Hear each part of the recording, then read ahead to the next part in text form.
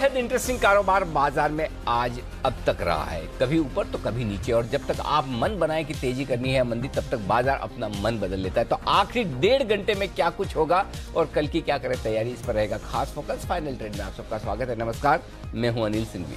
और नमस्कार, मैं हूं दीपांशु भंडारी। हफ्ते की शुरुआत है अनिल जी, कल की छुट्टी का भी इंतजार है और उससे पहले दोनों तरफ के मौके मिले हैं, पर बैंक निफ्टी ने बताई अच्छी स्ट्रेंथ। बाजार की बात करेंगे सर, उससे पहले इस समय की बड़ी बातें क्या है ये बताएं। पहले आज इस वक्त की बड़ी बातें जान लें। बाजार में बड़ा उतार चढ़ाव देखने को मिल रहा है। शुरुआती पहले घंटे में जो उतार चढ़ाव दिखा वो आगे बढ़ता हुआ नजर आया। दिन भर ऊपर नीचे ट्रेड करते हुए दिखेंगे बाजार, और इंडेक्स भी अलग अलग दिशाओं में ट्रेड करते हुए नजर आएंगे। 14,350 के आसपास, इससे थोड़ा ऊपर निफ्टी लाल निशान में, सेंसेक्स लाल निशान में, तो बैंक निफ्टी अब भी 300 अंक मजबूत है। तो निफ्टी में सबसे गिरने वाला शेयर है रिलायंस, 4.5% नीचे। वहीं बैंक निफ्टी में जो उछाल है वो बैंकिंग शेयरों के बदौलत है। Pharma, metal, real estate share काफी मजबूती के साथ ट्रेड कर रहे हैं। डाउ फ्यूचर्स हल्की मजबूती के साथ सुबह से टिके हुए 50 पॉइंट ऊपर है, और यूरोप हल्की मजबूती के साथ 1/4% ऊपर। तो विदेशी बाजारों से कहीं कोई समस्या नहीं, हमारे अपने संकेतों के दम पर हम लगातार ऊपर नीचे होते हुए दिख रहे हैं। जी दी बिल्कुल अनिल जी, और मार्केट में तो भरपूर एक्शन है। जो सेना की तरफ से सर बयान आया है कि थोड़ा एक छोटा सा इंसिडेंट हुआ, हाथापाई हुई थी, बट मामूली हाथापाई हुई थी, इसको बढ़ाया नहीं जाए। सुबह से कुछ रिपोर्ट्स चल रही थी और कुछ डर भी फैल रहा था कि कुछ बड़ा इंसिडेंट हुआ है 3 दिन पहले। उसके बाद एटलीस्ट सेना की तरफ से एक क्लैरिफिकेशन तो आया, बट ये रिपोर्ट जो चल रही थी उससे क्या समझना चाहिए कि कुछ लोग तो कह रहे थे कि बड़ा इंसिडेंट हो गया है पहले। दीप, जो कुछ देखिए, पहली चीज तो ये कि ये जिस जगह की रिपोर्टिंग हो रही है ना, वहां पे आप में और सामान्य पत्रकार पहुंच भी नहीं सकता। परिंदे पर नहीं मार सकते हैं। वहां पे आपको पता चल रहा है कि क्या हो रहा है क्या नहीं हो रहा है। इसलिए ये सोर्स बेस्ड रिपोर्टिंग जो है ना, बिना काम की जी। और अगर आप सेना का बयान पढ़ें तो उनमें सबसे काम की बात जो उन्होंने लिखी है वही सबसे काम की बात है, जो मैं दोहरा दूं जी। इस मामले को आप बिना मतलब बढ़ा चढ़ा कर न बताएं, मीडिया संयम रखे। ऐसा कोई बड़ी बात नहीं है जिसकी वजह से आपको चिंता करने की जरूरत है। जी सर, ये काम की लाइन है, बाकी कोई काम की लाइन नहीं। अब देखिए यार, ऐसा है ना कि दो देश हैं, दोनों देशों के बीच में तनाव है, कभी छोटी मोटी बात हो जाएगी तो हो जाएगी। ऐसा कौन सा बड़ा पहाड़ टूट गया कि जिसकी वजह से मतलब लोग परेशान हो या इसको ओवर रिपोर्टिंग करें। और इसीलिए आप देखेंगे सुबह से हमने इस खबर को चलाया नहीं। क्यों नहीं चलाया, मैं फिर रीजन बता देता हूँ। क्योंकि आर्मी से जुड़ी हुई जो भी खबरें होती है, सेना से इस तरह की जो खबरें होती है, इन खबरों का कंट्रोल मैं अपने पास रखता हूँ। चाहे हम ना चलाएं, लेट चलाएं, हमें चलेगा। फालतू का पैनिक करने की जरूरत है नहीं। और मुझे लगता है सुबह सुबह जो खुलते बाजार खुलने के बाद जो एक पैनिक आया, वो पैनिक इसी वजह से आया कि 3 दिन पुरानी खबर को किसी ने चलाया, उसको देख के सबने चलाया, हमने नहीं चलाया। और जब खंडन आया तो जो सही खबर जो सेना कह रही है वो सही है, और सेना का साफ कहना है कि ऐसा कोई बड़ा मामला नहीं है। जाहिर सी बात है, कभी कभी आप पेट्रोलिंग कर रहे हैं और आमने सामने कभी छोटी मोटी बात हो जाती, कोई बड़ी, इसमें कोई ऐसा मतलब आप और हम रोज ऑफिस में साथ में काम करते हैं, हमारी भी किसी छोटी बात पे कहाँ सुनी हो सकती है, जबकि हम तो दोस्त हैं। राइट, हो ही सकती है ना। आप और वरुण दोनों साथ में, अरे वरुण तुमने यार ये ठीक नहीं किया, वरुण अरे तुमने ठीक नहीं किया, तो हो गई।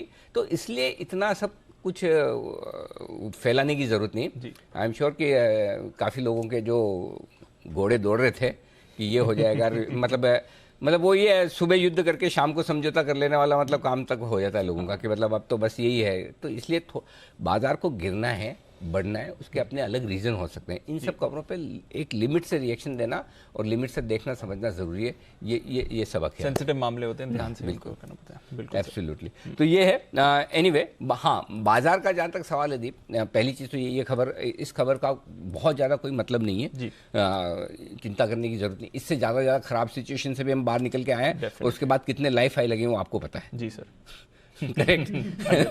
हाँ, उसके बाद कितने लाइफ हाई लगे वो पता है। अच्छा, इसका मतलब ये भी नहीं मैं ये कह रहा हूँ कि लाइफ हाई लग जाएंगी ये खत्म होने के बाद। पॉइंट ये है, बाजार को गिरना बढ़ना है तो बाजार गिरने बढ़ के अपने फंडामेंटल्स पे बढ़े, ग्लोबल मार्केट्स पे बढ़े, बाकी चीजों पे बढ़े, एफआईज की सेलिंग पर बढ़े घटे, वो समझ में आता है। और जहां तक आज के बाजार का सवाल है, एक चीज दीप जरूर करना चाहता हूँ कि मुझे स्क्रीन देखकर कंफर्ट नहीं है जी। आप सुबह भी यही कह रहे थे। हाँ, कंफर्ट बिल्कुल नहीं है। तेजी की तरफ भी नहीं है तो मंदी की तरफ भी नहीं है। और ईमानदारी से पूछे तो मुझे तेजी की तरफ पे कंफर्ट थोड़ा कम है। अच्छा, और ज्यादा कम है। अगर आप मुझे पूछोगे 60-40 रेशियो, तो मैं 60% इस वक्त तेजी नहीं करने के या मंदी करने के मैं कंफर्टेबल हूं। वो भी 60%, ऐसा भी नहीं कि वहां पे भी 80-90% है कि आप कर ही लें। तो थोड़ा सा मुझे लगता है वेट एंड वॉच वाली सिचुएशन रखनी चाहिए। जो ये एक्सट्रीम वॉलेटिलिटी दिन के दौरान दिखी है, पिछले 2 दिनों की गिरावट दिखी है, इसको हम थोड़ा सा वक्त देते हैं। वक्त देने का मतलब सिंपल है कि क्या कुछ बाजार इस करेक्शन में अहम लेवल को तोड़ता है। बैंक निफ्टी जी हाँ तोड़े थे शुक्रवार को, लेकिन आज कोशिश कर रहा है उसकी भरपाई करने की। निफ्टी शुक्रवार को नहीं तोड़े, लेकिन आज कमजोर होने की कोशिश कर रहा है। आपको हर एक इंडेक्स में, बाजार की चाल में आपको 2 संकेत अलग तरह के आ रहे हैं, विपरीत संकेत आ रहे हैं। और ऐसे विपरीत संकेतों में कोई जरूरी नहीं कि हम सर पे कफन बांध के निकले आज, कि हम मन बनाएंगे, मूड बनाएंगे, तय ही करेंगे कि बाजार का डायरेक्शन किधर जाना है और ट्रेड करना ही करना है। ऐसा कहीं कोई किसी किताब में लिखा नहीं है। तो आप इस तरह के बाजार को ऑब्जर्व करिए, शांति से देखिए, समझने की कोशिश कीजिए, और न समझ में आए तो कुछ मत करिए। जो आपके लिए सबसे आखिरी लाइन इंपॉर्टेंट है। आइए, लेकिन आपको कुछ करना ही है, तो आपको गाइड करने के लिए बसिन साहब हमारे साथ तैयार है। बिगुल के साथ करते हैं उनका स्वागत।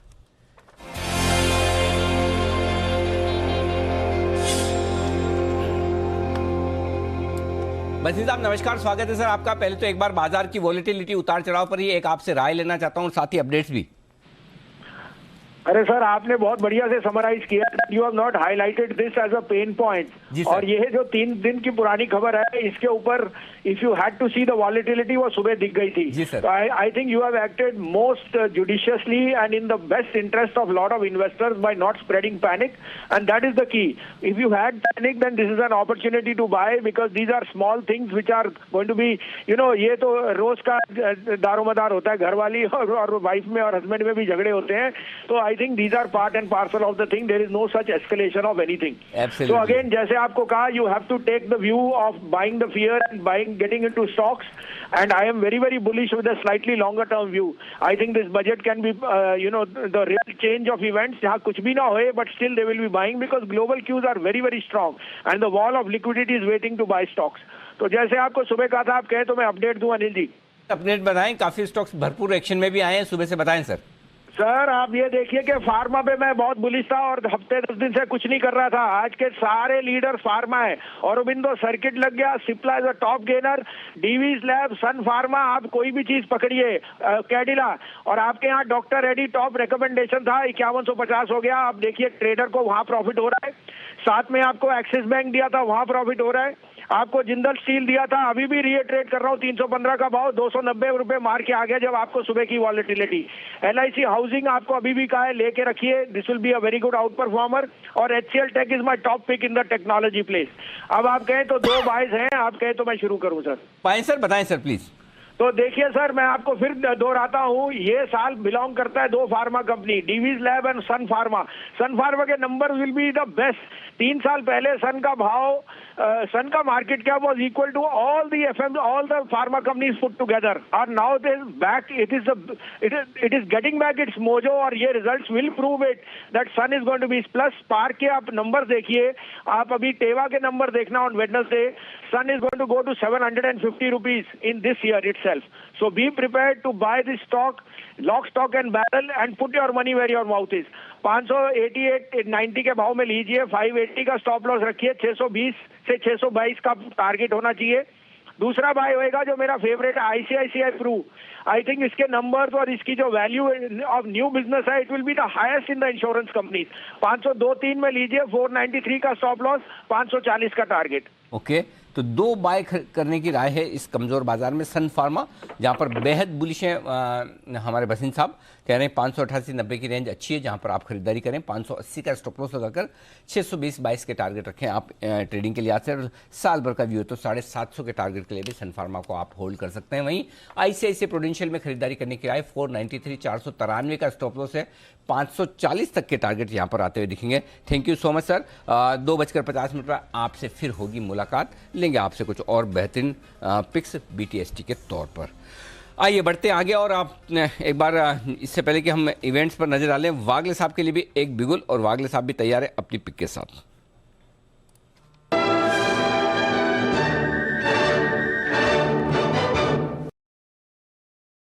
Sir Anil ji, afternoon Deepanshu.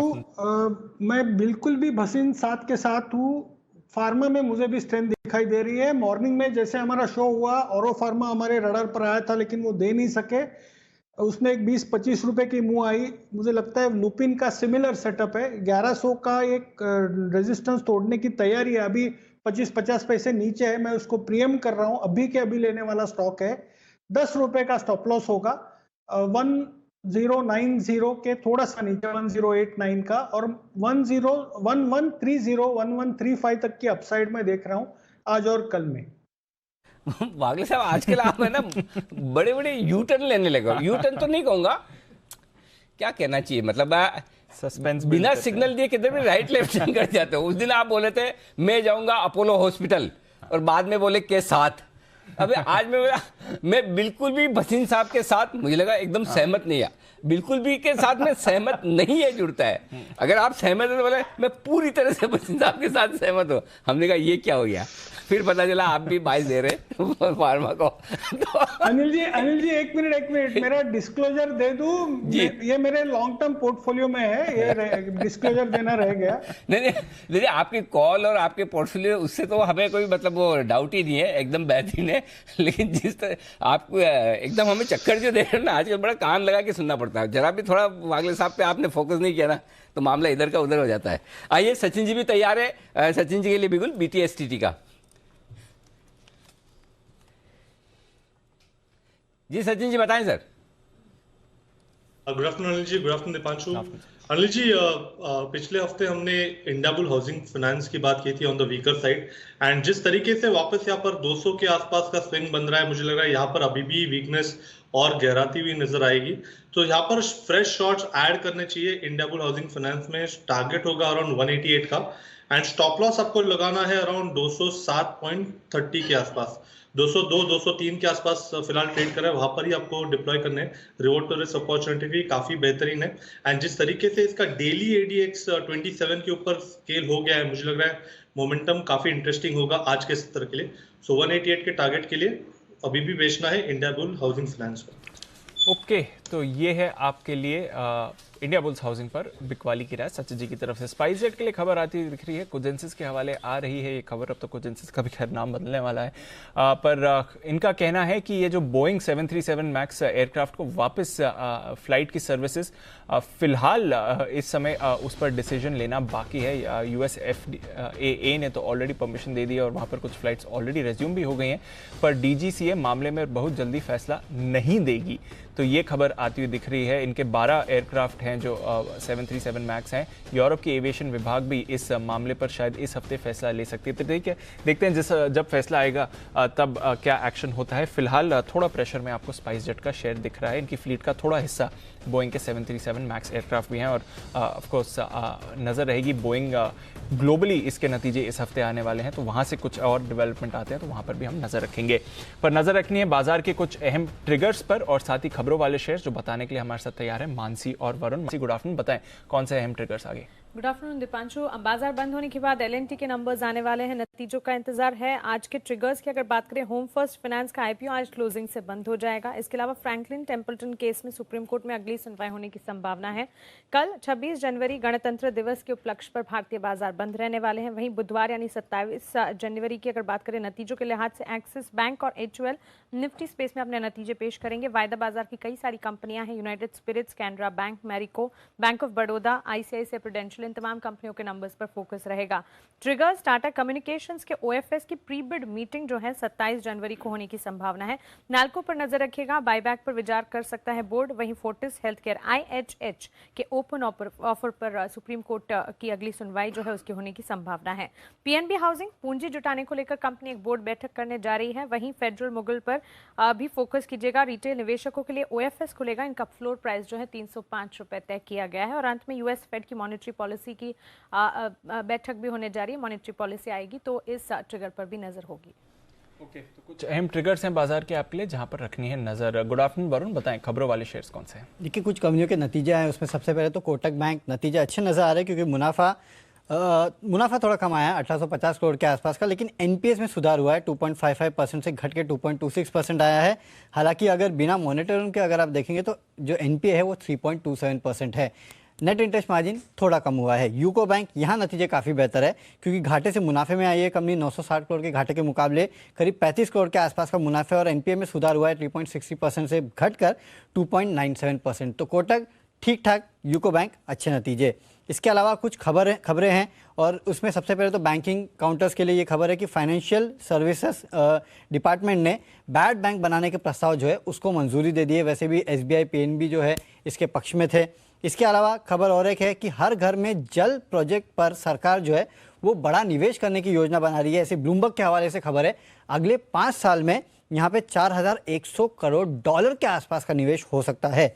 L&T इस कंपनी को 3500 करोड़ के मेट्रो प्रोजेक्ट के लिए सबसे कम बोली इसने लगाई है, तो और एक ऑर्डर बहुत जल्द मिल जाएगा इसको। ल्यूपिन और स्ट्राइड फार्मा दोनों कंपनियों को यूएस एफडीए से दवाओं के लिए मंजूरी मिली है। ल्यूपिन को किडनी की दवा और स्ट्राइड फार्मा को कोलेस्ट्रॉल की दवा के लिए अप्रूवल मिला है। डिक्सन टेक एचएमडी इंडिया के साथ इन्होंने करार किया है। नोकिया के जो स्मार्टफोन्स है उसको मैन्युफैक्चर करने के लिए करार किया गया है। पीएनसी इंफ्रा इस कंपनी को ऑर्डर मिला है 2475 करोड़ का। और टाटा मोटर्स रोज इसमें बड़ी डील होती है, आज भी करीब 43,70,000 शेयर्स के बड़े सौदे उसमें हुए हैं। ओके, तो नज़र रखिए, ये हैं आपके लिए कुछ खबरों वाले शेयर्स। आइए हमारे गेस्ट, बाकी गेस्ट का भी स्वागत करते हैं। वागले साहब ने तो अपनी कॉल दे ही दी है, सचिन जी ने कॉल दे दी है, साथ ही सुमित जी हमारे साथ हैं, सिमी जी हैं, राकेश जी, कुणाल जी हैं और आशु जी भी हैं। और आशु जी से उनका व्यू लेते हैं बिगुल आशु मतान के लिए।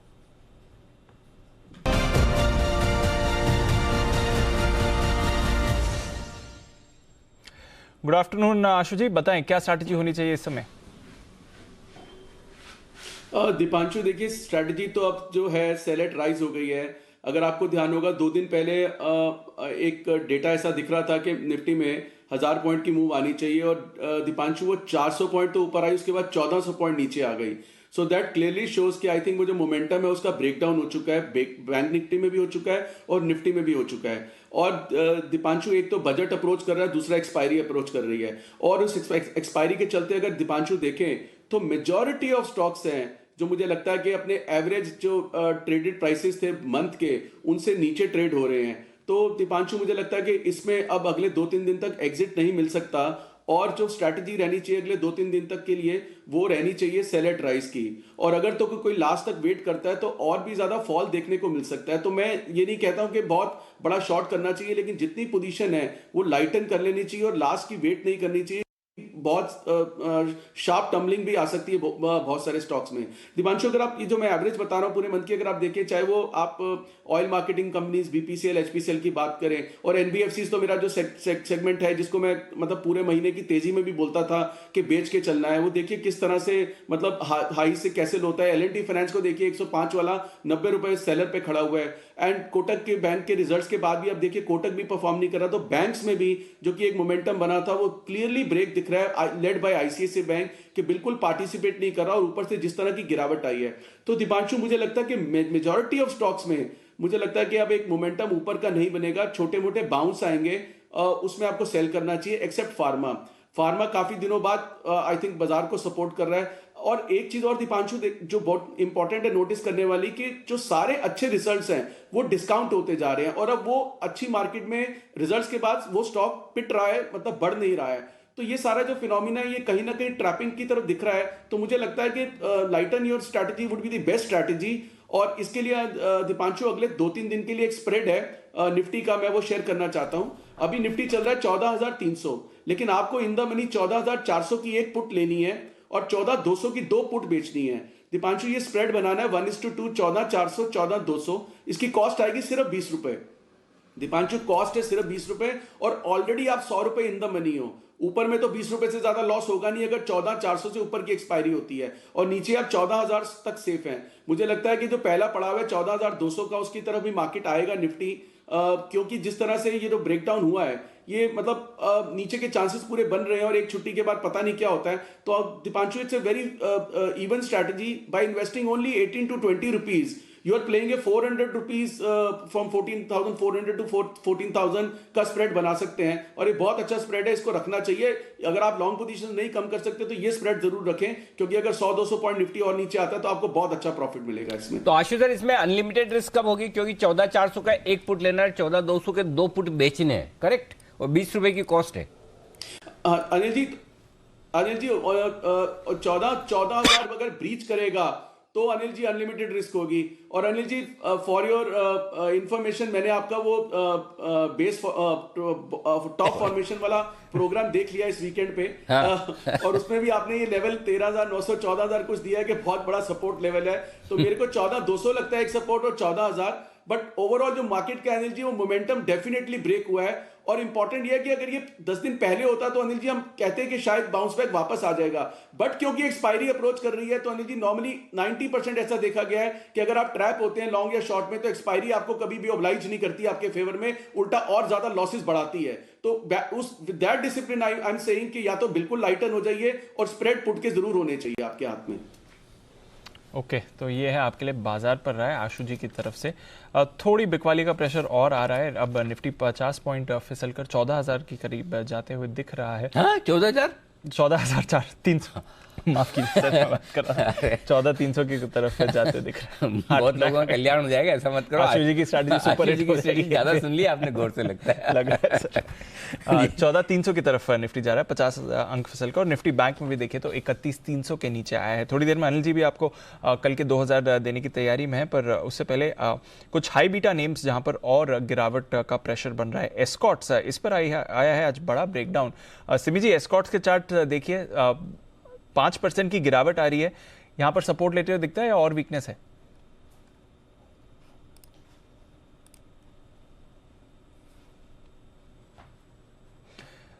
ओके, सिमी जी के ऑडियो में थोड़ी इशू आ रही है। वागले साहब, आप ही देखकर बताएं, एस्कॉर्ट्स के चार्ट यहां पर सपोर्ट लेगा या वीकनेस और है?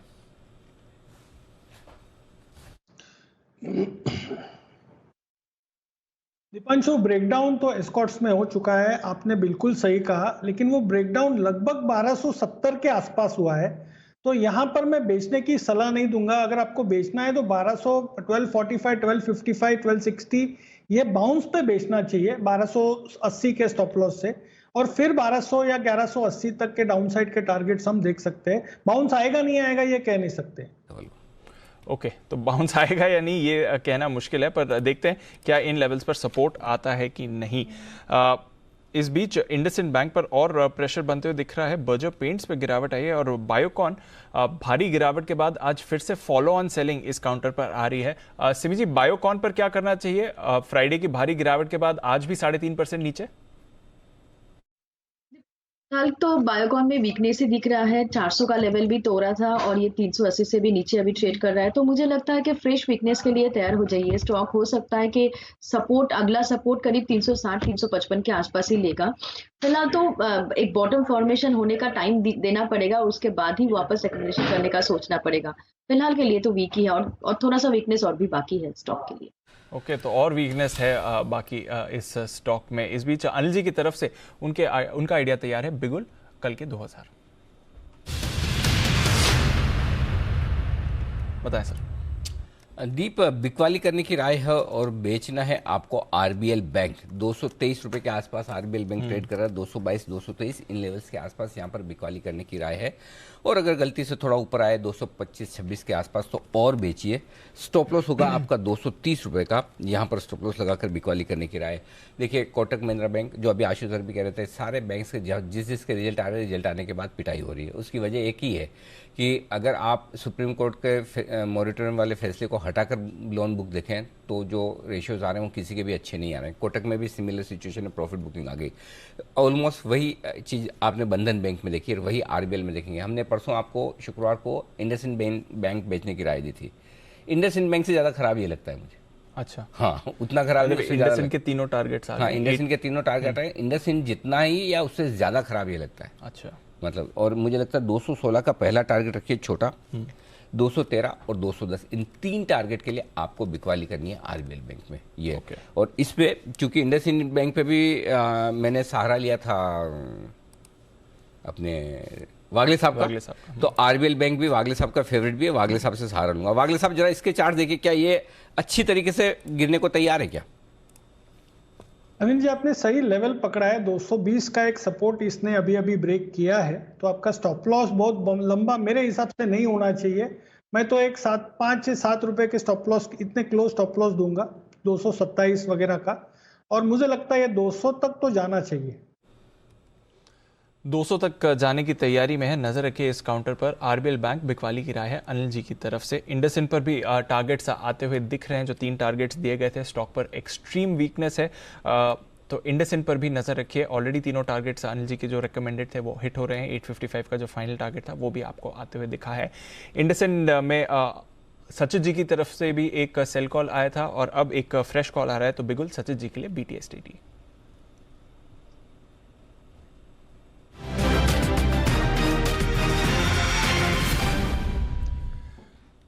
बताएं सचित जी। दीपांशु, यहाँ पर फ्रेश वीकनेस नजर आ रही है मेटल काउंटर्स पे एंड मैं चूज करना चाहूंगा JSW स्टील को। जिस तरीके से एक पुल बैक आया था, जो लो बने थे अराउंड 370 के आसपास, वहां से कहीं जाकर वहां पर वो पुल बैक काफी शैलो वॉल्यूम्स पे था एंड जिस तरीके से एक रेजिस्टेंस हिट हुआ है अराउंड 385 के आसपास, मुझे लग रहा है ये एक पर्टिकुलर बैरियर बन चुका है अगले कुछ दिनों के लिए। तो यहाँ से ही बिकवाली करनी चाहिए। 380-82 के आसपास इसके स्विंग्स हुए हैं, तो यहाँ पर आप फ्रेश शॉर्ट्स ऐड करने की सलाह होगी JSW स्टील में। स्टॉप लॉस आपको लगाना है 385.30 का एंड जो टारगेट मुझे नजर आ रहा है, जिस तरीके से ये पैटर्न है, एक डिक्लाइनिंग चैनल है, उसका जो लोअर एंड है वो लगभग अराउंड 368 के आसपास है। तो एक ही लक्ष्य दूंगा 368 का, स्टॉप लॉस होगा 385.30 का, शॉर्ट करना है JSW स्टील को। ओके, तो JSW स्टील पर आपको करनी है बिकवाली। और सुबह के जो गेनर्स थे वहां पर भी अब प्रेशर आपको आते हुए दिख रहा है। हालांकि JSW स्टील अभी भी होल्ड आउट कर रहा है, बट डेफिनेटली बाजार की वीकनेस अब थोड़ी और स्प्रेड होती हुई आपको दिखी है। आरबीएल बैंक पर गिरावट आई है। कोटक महिंद्रा बैंक पर ब्रेकडाउन आते हुए दिख रहा है। नतीजे तो इनके थोड़े ठीक ठाक थे, बट अब नतीजों के बाद यहाँ पर प्रेशर बन रहा है। सुमित जी, क्या चल रहा है कोटक बैंक पर? 1800 का स्तर तोड़ा है इसने अभी। देखिए, दबाव देखने को मिल रहा है दीपांशु। स्टॉक के अंदर अगर 1800 के नीचे आज क्लोजिंग देखने को मिलती है तो फिर दबाव और देखने को मिलेगा और 1750 रुपए तक के लेवल पे कोटक महिंद्रा बैंक के अंदर देखने को मिल सकते हैं। ऊपर में 1840 1850 का रेजिस्टेंस है, उसके बाद ही इसके अंदर तेजी बनेगी। तो देखते हैं इन लेवल्स को ये क्रॉस करता है या नहीं, पर उसके दम पर अगर आप देखें तो प्रेशर बन रहा है। मार्केट में भी दबाव है। बैंक निफ्टी अब नेगेटिव टेरिटरी में आ गया है। निफ्टी 100 पॉइंट्स नीचे है। तो चलते हैं अनिल जी के पास और जान लेते हैं कि इस समय स्ट्रैटेजी क्या होनी चाहिए। अनिल जी, डाउ फ्यूचर्स भी ऊपरी सरों से फिसले हैं, अभी भी पॉजिटिव हैं, बट वहां पर भी अब आप देख रहे हैं कि ऊपरी सरों से फिसलकर ऑलमोस्ट सपाट होते हुए दिख रहे हैं। एशिया के बाजार काफी पॉजिटिव रहे। हांगकांग 700 अंक ऊपर था, 2.5% का उछाल वहां पर था। पर यूरोप की अगर आप बात करें तो यहां पर थोड़ी सुस्त शुरुआत हुई थी। अब वहां पर भी गेन्स गिव अप करके यूरोप के बाजार फिसल रहे हैं। ऐसी कोई बड़ी गिरावट नहीं है, बट यहां पर बाजार फिसले। हमारे बाजारों में फिर से हम देख रहे हैं 230 पर बड़ी गिरावट आ रही है। क्या करें सर? कंफर्ट नहीं आ रहा दीप जी सर। जो सुबह से हम बात कर रहे हैं और जो रेशियो की मैं बात कर रहा था कि 60% चांस मुझे नीचे की तरफ दिख रहा है, शॉर्ट में कंफर्ट ज़्यादा है, उसको मैं 75% तक लाना चाहता हूँ। इसलिए देखिए लेवल्स नीचे के आ गए, इसलिए कि डेटा फॉर्मेशन नेगेटिव हो रहा है, क्योंकि तब तक मैंने पूरा डेटा कंप्लीट नहीं देखा था। तो अभी जो है कि डेटा एकदम क्लियर कट जो नज़र आ रहा है सामने। अब मैं आपको एक दो चीज़ें इंटरेस्टिंग बताता हूँ। जी सर। पहली चीज तो आपका जो मजबूत बैंक निफ्टी जो आज इसमें एक समस्या पैदा हुई है। कोटक नहीं, 31,500 अब इससे पार नहीं होगा। उसका रीजन बताता हूं, दो चीज। पहला, जब ये खबर आ गई आपके पास में कि चाइना वाला इशू बड़ा नहीं है, तब एक बार 31,500 तक आया, थोड़ी देर टिका भी, वापस नीचे आ गया जी। तो पहला रीजन तो ये कि आपने अच्छी खबर पे एक लिमिटेड समय के लिए थोड़ा सा रिएक्शन दिया और छोड़ दिया, इसका मतलब सेलिंग है। दूसरा, 31,500 के पुट और कॉल दोनों पर बराबर का ओपन इंटरेस्ट है, 12-12 लाख शेयरों का जी। यही एनालिसिस में अगर घंटे डेढ़ घंटे पहले करता तो और 31,500 के ऊपर बैंक निफ्टी या वहां मुझे मिलता तो मैं आपको एक चीज कहता कि यार ये अच्छा दिख रहा है, क्योंकि यहां पर हो सकता है 31,500 के ऊपर टिक के बैंक निफ्टी अगर आज बंद दे दे तो करेक्शन पूरा कर लेगा, क्योंकि 7 लाख शेयर आज ही जुड़े जी। लेकिन अब इस वक्त ये 7 लाख शेयर जो आज जुड़े ये ट्रैप हो गए। पुट में आज 31,500 पे जो ओपन इंटरेस्ट बना है ये सारे बुरी तरह से फंसे हैं और कोई बड़ी बात नहीं, आज 31,000 तोड़ देनी चाहिए। 30,900 31,000 आज ही आ सकता है बैंक निफ्टी। क्यों आ सकता है वो मैं बताता हूँ। पहली चीज तो 31,500 में 12-12 लाख शेयर पुट और कॉल दोनों में, तो अब आप ये भूल जाओ कि 31,500 अब बचे हुए 1 घंटे में आपसे पार होगा, हो ही नहीं। हालांकि वो 400 पॉइंट दूर भी है, लेकिन उसके ऊपर भी दीप कॉल राइटिंग जबरदस्त हो रखी। 500 के बाद 600, 700, 800, हर एक लेवल पे 6-6 लाख शेयर, 32,000 पे 14 लाख शेयर। तो 31,500 से 32,000 माउंट एवरेस्ट हो गया। अब गिर कितना सकते हैं? 31,000 आपके लिए आखिरी उम्मीद है, 11 लाख शेयर वहाँ पर है। तो 31,000 तोड़ने के बाद आप है ना नीचे का रास्ता खोल देते हैं, और ये नीचे का रास्ता फिर आपके 30,400 से लेकर 30,550 की तरफ आता है। आखिरी उम्मीद जो है 30,900 31,000, ये 30,931, इसलिए आज के लेवल 30,931,000 है, वहाँ पर सपोर्ट ले लेंगे। लेकिन अल्टीमेटली 30,400 30,550 तक का करेक्शन बैंक निफ्टी दिखा सकता है। डेटा फॉर्मेशन अच्छा नहीं हो रहा। ओके, हाँ, ये डेटा फॉर्मेशन मुझे खराब दिख रहा है, और स्पेशली बैंक निफ्टी में खराब होता हुआ दिखा है अभी थोड़ी देर में। पहली चीज। अब आइए निफ्टी जी, 14,300 इसके नीचे जाने पर निफ्टी में एक समस्या पैदा हुई है। जी सर। एक नहीं दो। पहली तो आज के ट्रेडर्स के लिए हुई है। 11 लाख शेयर का ओपन इंटरेस्ट पुट में आज सिंगल स्ट्राइक प्राइस पर कहीं बना है पुट में, तो वो 11 लाख शेयरों का 14,300 पर है, और 14,300 पर 14,400 पर 19 लाख शेयर कॉल्स में राइट हुए हैं।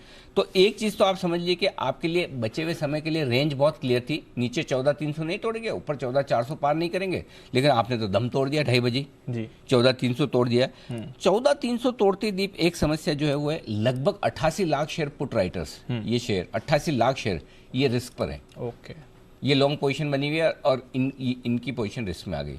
अब अनवाइंडिंग, तो मुझे लगता है अगर आप 14,225 250 ये आखिरी उम्मीद है आज के लिए, यहाँ रुक गए तो ठीक। 31,000 आखिरी उम्मीद है आपके लिए बैंक निफ्टी, यहाँ रुक गए तो ठीक। एक बार यहाँ रुककर उछल सकते हैं, और वो उछले तब आप वापस से हल्का हो जाइए।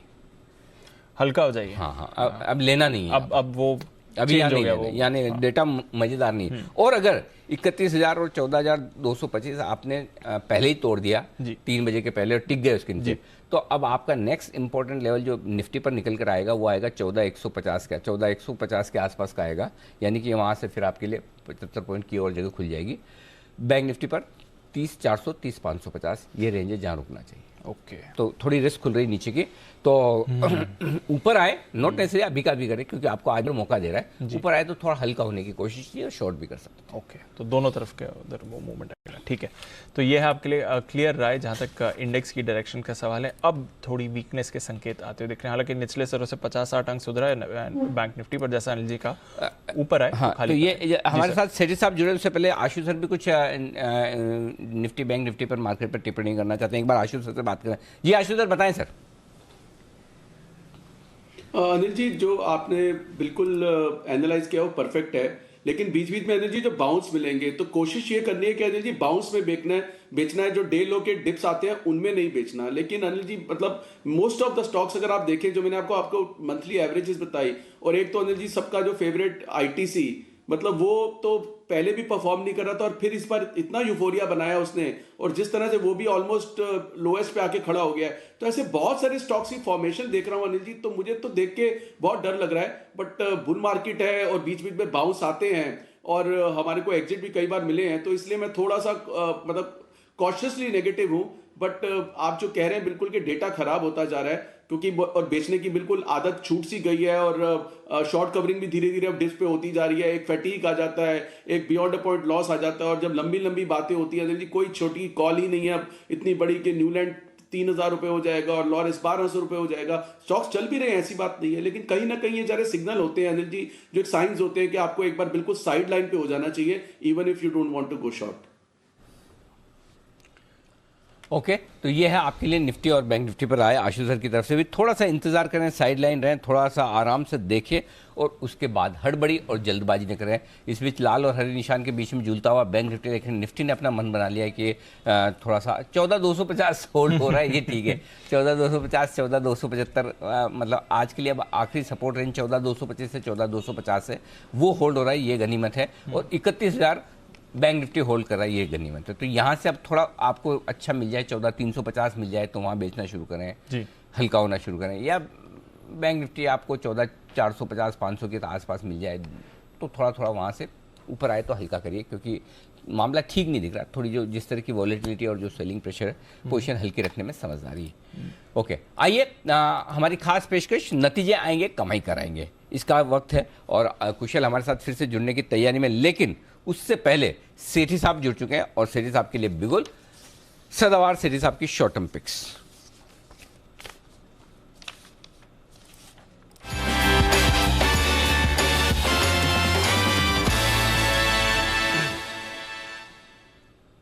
बताएं सेठी साहब, एक या अनेक? सेठी साहब, ओके, सेठी साहब से हम फिर संपर्क करने की कोशिश करेंगे। बाजार थोड़ा सा खराब होता है, सेठी साहब का कनेक्शन लूज हो जाता है। इसको ऐसे ही समझा जाए और तो क्या समझेंगे। सही बात है, इस समय तो वही है। चलिए, लेकिन और स्पेशली जो हर वक्त अभी तो अच्छा सेठी साहब का रिकॉर्ड है, अब तक शॉर्ट कॉल एक भी नहीं दिया। अभी तक नहीं दिया सर, अब तक एक भी नहीं दिया है। कमाल है, मतलब इस तरह का व्यू रखना। अच्छा, सब खराब बाजार में भी अच्छे शेयर ढूंढ लेना और वो चल जाए, बड़ी बात है। तो आइए सेठी साहब थोड़ी देर में जुड़ेंगे, तब तक आइए नतीजे आएंगे, कमाई कराएंगे। कुशल गुप्ता हमारे साथ है तैयार।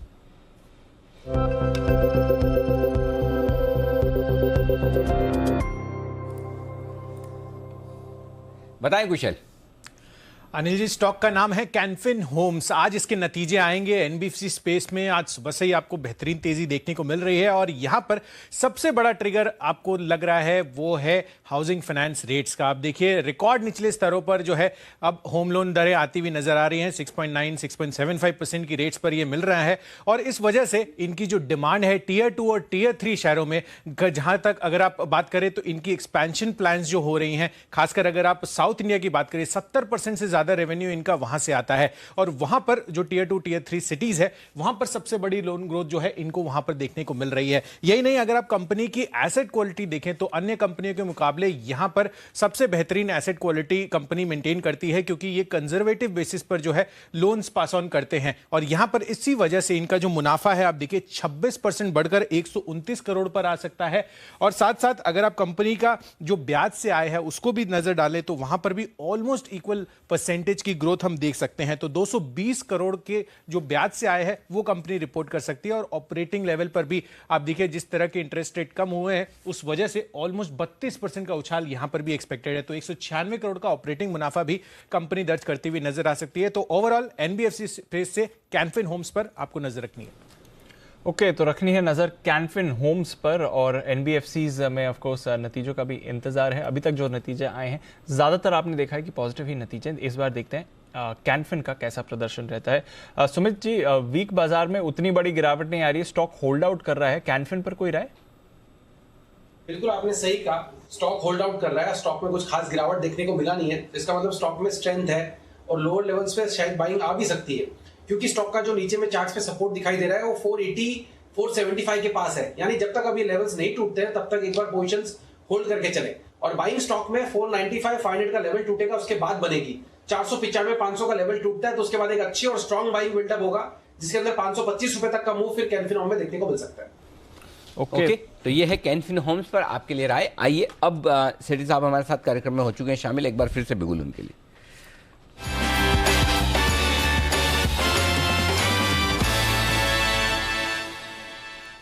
जी सेठी साहब, कितने स्टॉक्स हैं आज? Anil ji good afternoon. 2 stocks हैं, एक कैश मार्केट का स्टॉक है, एक एफ&ओ का स्टॉक है और दोनों में खरीदारी करनी है अनिल जी। हाँ, बेचते तो आप ही नहीं। बताएं सर, कौन सा है पहला स्टॉक? पिछले 2 बाजार में हो गई है, तो वैसे we are not out of the wood yet, but मुझे लगता है स्टॉक स्पेसिफिक अप्रोच रखनी चाहिए और खरीदारी करने के मौके ढूंढने चाहिए। जो पहला स्टॉक है अनिल जी कैश मार्केट का, वो एक सीमेंट स्टॉक है। सीमेंट सेक्टर बिल्कुल फोकस में है। हमने हाल ही में 2-3 नतीजे देखे, नतीजे बेहद ही शानदार है, तो आने वाले भी जो नतीजे हैं सीमेंट सेक्टर से अच्छे नतीजों की उम्मीद है। ये जो स्टॉक है ये सीके बिरला ग्रुप की कंपनी है। कंपनी का नाम है ओरिएंट सीमेंट, जो कि अभी 81 रुपए के लेवल्स पे ट्रेड करता है। इस स्टॉक को पहले भी मैंने 54-55 के लेवल्स पे 3 महीने पहले करीबन रिकमेंड करा था और मुझे लगता है इस स्टॉक को शायद मालामाल वीकली में भी आपने कवर किया हुआ है। एक जबरदस्त कंपनी है, मतलब वैल्यूएशन के लिहाज से देखें तो with in the cement space एक सबसे सस्ती कंपनी होगी। सीमेंट की कैपेसिटी 8 मिलियन टन की, क्लिंकर की कैपेसिटी है 5.5 मिलियन टन की। फर्दर कैपेसिटी एक्सपेंशन करने जा रही है कंपनी, डेट को रिड्यूस कर रही है और वैल्यूएशन के लिहाज से देखें तो ईवी पर टन के हिसाब से $43 पर टन के हिसाब से ये स्टॉक आज वैल्यूड है, जो MIHPS सबसे सस्ता है। बाकी आप फंडामेंटल्स अच्छे हैं। सितंबर के नतीजे देखेंगे तो 7 करोड़ का नुकसान था पिछले साल सितंबर क्वार्टर में, उसके सामने 34 करोड़ का प्रॉफिट था। ऑपरेटिंग प्रॉफिट मार्जिन थे 17% के। और बाकी इस कंपनी के नतीजे आने वाले हैं अनिल जी, ये आपके 28 तारीख को, मतलब गुरुवार को। तो इसका नतीजे बेहद ही शानदार हो गया। इस स्टॉक पे खरीदारी करने की सलाह है। मेरा इसमें टारगेट रहेगा 90 रुपए का, स्टॉप लॉस रखना 78 रुपीज। 78 का स्टॉप लॉस, 90 का टारगेट, खरीदारी करने की राय ओरिएंट सीमेंट में सेठी साहब की तरफ से। सेठी साहब, कैश का स्टॉक तो हो गया, अब एफएनओ वाला भी बताइए सर, वो भी खरीदना है? हाँ, जी खरीदना है। जो मेरा एक फार्मा स्टॉक है, पसंदीदा स्टॉक है, जिसको कई बार जब चैनल पे जिक्र होता है तो मेरा नाम आपको याद आ जाता है। स्टॉक का नाम है डीवीज लैब, जो कि अभी 35। इसकी तो एनिवर्सरी आ रही है। आपको पता है, पिछले बजट के दिन आपने रिकमेंड किया था 1 फरवरी से 1 फरवरी आ रहे, तो 1 फरवरी से 1 फरवरी डिवीज इतना बड़ा है, तो सेठी साहब कुछ ना कुछ तो 1 फरवरी को आपकी तरफ से ट्रीट होनी चाहिए। हाँ, बिल्कुल प्लान है। वेरी गुड, चलिए प्लान पक्का। अनिल जी, आपको याद हो तो पिछले बजट में 1700 के लेवल्स पे रिकमेंड करा था, वहां से ये और बाजार में चढ़ा हुआ है, ये स्टॉक अपना डगमगाया नहीं है। तो मुझे लगता है जो 3560 के लेवल पे अभी ट्रेड कर रहा है, फार्मा सेक्टर अच्छा लग रहा है, और विद इन द स्पेस पिछले 2-3 दिन से थोड़ा सबड्यूड भी है। मुझे लगता है इस स्टॉक को करंट लेवल्स पे खरीदे। 3500 का शॉर्ट टर्म में टारगेट है, स्टॉप लॉस रहेगा 3530 रुपए का। नहीं, इस मामले में तो मैं भी आपके साथ हूँ। डीवीज लैब हमें भी बहुत पसंद है, मैंने रिकमेंड भी किया था थोड़े वक्त पहले, लेकिन थोड़ा नीचे आ गया। लेकिन मुझे लग रहा है लॉन्ग टर्म इन्वेस्टर्स हैं, वो 4200 से 4500 का टारगेट रखिए। थोड़ा मार्केट के मूड के साथ ऊपर नीचे चलेगा, ये होता है, लेकिन नीचे आए आप एक्यूमुलेट करिए, धीरे धीरे खरीद कर रखिए। ये पोर्टफोलियो में रखने लायक स्टॉक है, तो आराम से 3530 3530 ये आपका स्टॉप लॉस का लेवल है। 3700 का टारगेट, तेज दौड़ लगाता है डीवीज लैब, और मेरे ख्याल से 3700 3800 से ऑलरेडी वैसे भी 10% करेक्ट होकर आ भी चुका है। और फार्मा शेयर में आज तो क्रांति मची है, उसका भी आप फायदा उठा सकते हैं। तो ये सीरीज आपकी तरफ से दोनों बेहतरीन पिक। आइए अगली पिक देने के लिए तैयार है कुणाल जी और राकेश जी, लेकिन बिगुल चार्ट कॉर्नर का नहीं है। Special pick of the day, कुछ तो अलग चाहिए उनको, बोले हमें कुछ अलग स्पेशल बिगुल चाहिए, तो जो वाला स्पेशल हो वही बजा दो आप।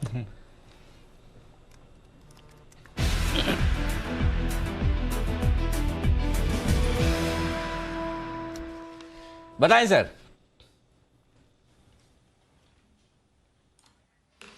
अनिल जी, इससे पहले भी हमने ये वाला स्टॉक रिकमेंड किया था, और अब ये स्टॉक बड़े चार्ज पर एक बड़ा ब्रेकआउट गिरते निफ्टी के साथ दिखा रहा है, और स्टॉक है हीरो मोटरकॉर्प।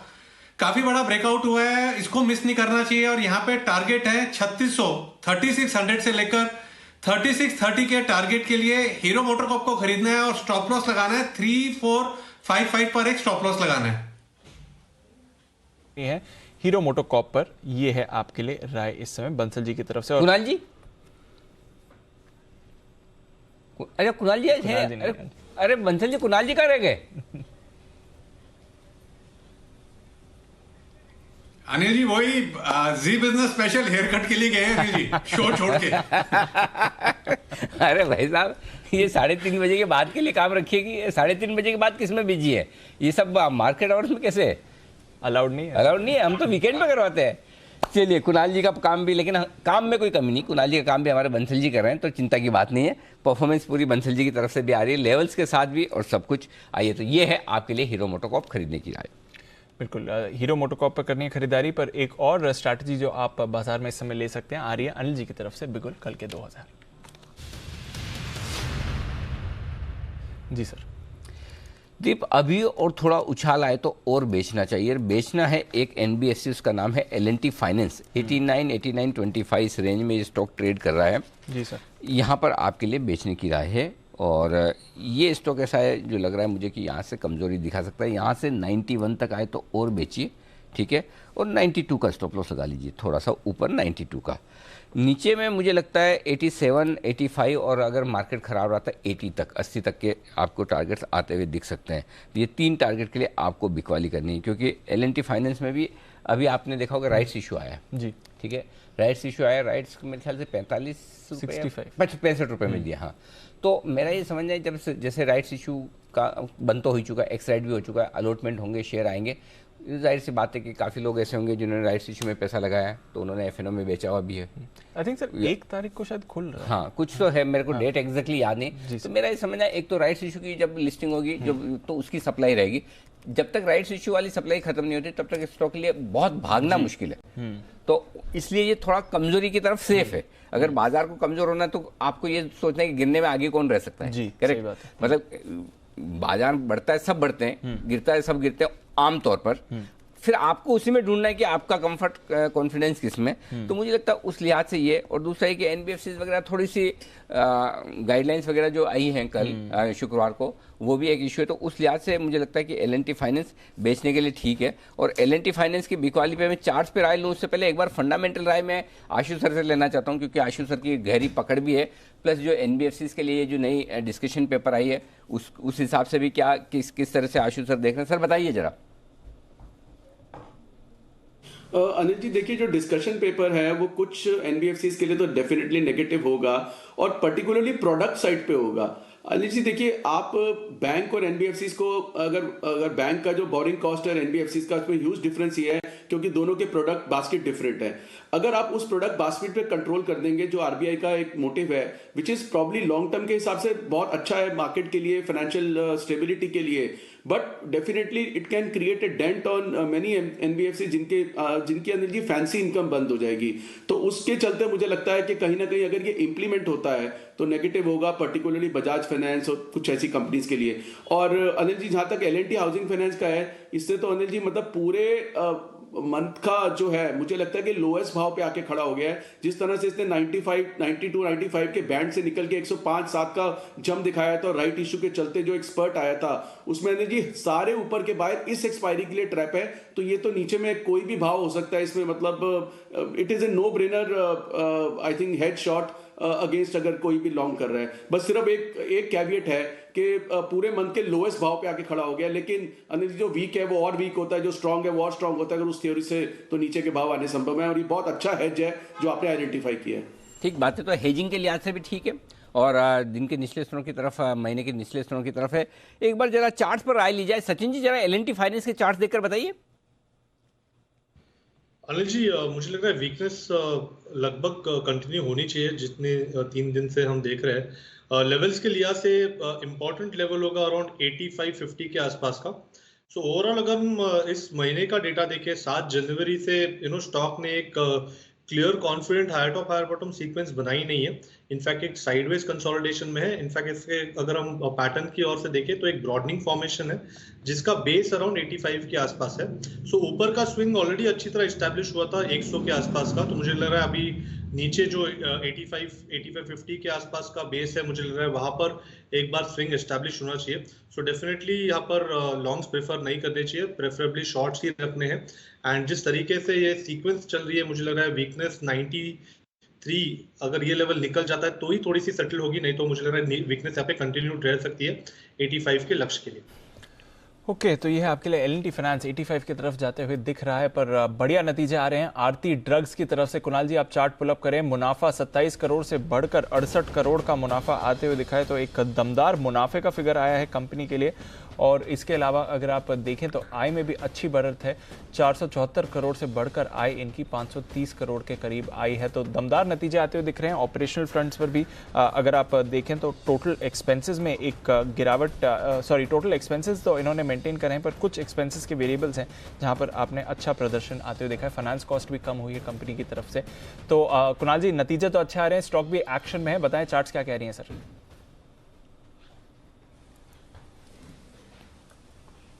माफ कीजिए कुणाल जी तो है ही नहीं आज शो पर। सुमित जी जरा आप एक बार नतीजे देखें, चार्ट्स देखें। आरती ड्रग्स अच्छे नतीजे आए हैं और स्टॉक भी रिएक्ट कर रहा है। देखिए दीपांशु, स्टॉक बिल्कुल एकदम रिजल्ट्स के ऊपर रिएक्ट कर रहा है। स्टॉक जैसे रिजल्ट आया है लास्ट 3 से 4 दिनों के हाई ब्रेक कर रहा है। 713 712 के आसपास का भाव है। चार्ट्स पे देखते हुए ऐसा लगता है कि स्टॉक यहां से और ऊपर का मूव दिखाएगा। स्टॉक ऊपर में यहां से 730 740 तक का मूव दिखाना चाहिए और अगर उसके ऊपर क्लोजिंग मिलती है तो रैली फिर और ऊपर की तरफ एक्सटेंड होती हुई देखने को मिलेगी। तो स्टॉक के अंदर खरीदारी करके चले, नीचे में 698 96 के आसपास का स्टॉप लॉस लगाए। ओके 698 96 का स्टॉप लॉस लगा के चले। नजर रखें जहां तक सवाल है आरती ड्रग्स का, नतीजों के दम पर बढ़िया रिएक्शन काउंटर पर आ रहा है। हीरो मोटोकॉर्प इस बीच रफ्तार पकड़ते हुए, जहां पर अभी बाय कॉल आया था आपके लिए, नजर रखिए इस काउंटर पर। बजाज ऑटो और टीवीएस मोटर्स, ये दोनों स्टॉक्स भी आपको एक्शन में आते हुए दिख रहे हैं। वागले साहब टीवीएस मोटर्स एक्शन में आ रहा है, 545 के लेवल पर 4.5% की तेजी है। यहां पर कोई ट्रेड बनता है सर? दीपांशु 540 का एक इंपॉर्टेंट रेजिस्टेंस इसने ब्रेक किया है, तो 542 543 में लेना चाहिए था, बट अभी 545 में भी ले सकते हैं, नीचे में ऐड कर सकते हैं 538 का स्टॉप लॉस। लेकिन टारगेट 555 558, लेकिन मुझे ज्यादा मोमेंटम हीरो मोटो में दिख रहा है, ये मैं ऐड कर दूं तो अगर दोनों में चूज करना है तो मैं हीरो मोटो चूज करूंगा, टीवीएस से बेटर पैटर्न उसमें है। ओके, हीरो मोटो को बेहतर पैटर्न है और खरीदारी करनी है तो वहीं पर करनी है। आइए, और किन शेयरों में खरीदारी या बिकवाली करनी है बताने के लिए फिर से हमारे साथ कार्यक्रम में शामिल हो रहे हैं भसीन साहब। बिल्कुल के साथ करते हैं उनका स्वागत।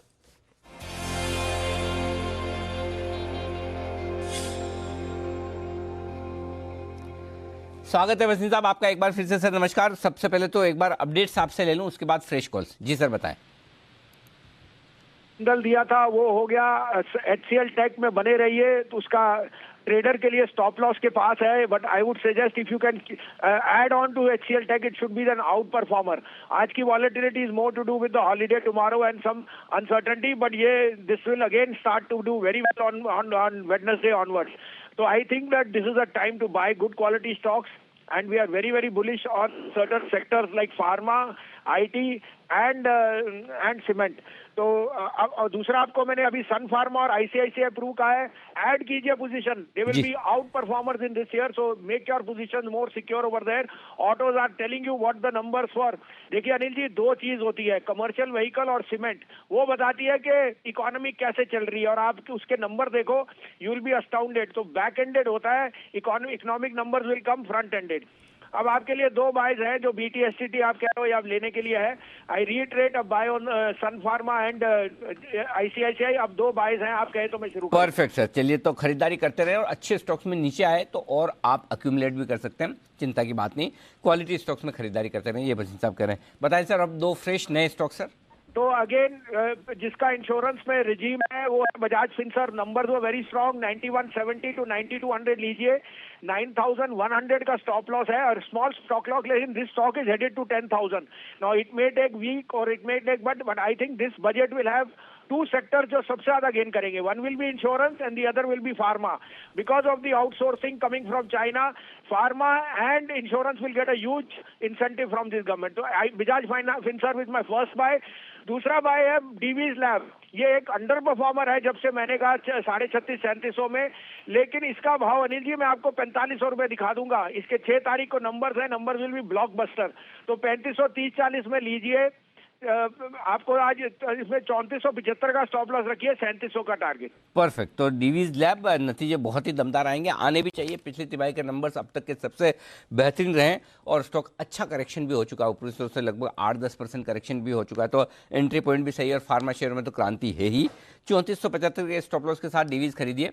डीवीज में मैं भी भसीन साहब के साथ हूँ, मुझे भी बड़ा पसंद है और स्टॉक में वैल्यू है काफ़ी। यहाँ से 3700 के टारगेट के लिए। बजाज फिनसर्व एक और स्टॉक है जो 5 डिजिट में 10,000 के टारगेट के लिए करनी है खरीदारी। ये राय भसीन साहब की तरफ से आती हुई बहुत बहुत धन्यवाद सर। दो बेहतरीन पिक्स और हमारे दर्शकों को देने के लिए 3 और 3 6 2 8 पिक्स आज भसीन साहब की तरफ से आई है और 8वां ही खरीदारी की राय। कमजोर बाजार में खरीदारी करें, मजबूत बाजार में प्रॉफिट बुकिंग, ये भसीन साहब का पूरा इरादा है। सुबह कल फिर मुलाकात होगी भसीन साहब से, और तब तक आइए L&T के नतीजे कैसे रहेंगे जान लेते हैं। आशीष हमारे साथ है। आशीष बताइए अनुमान।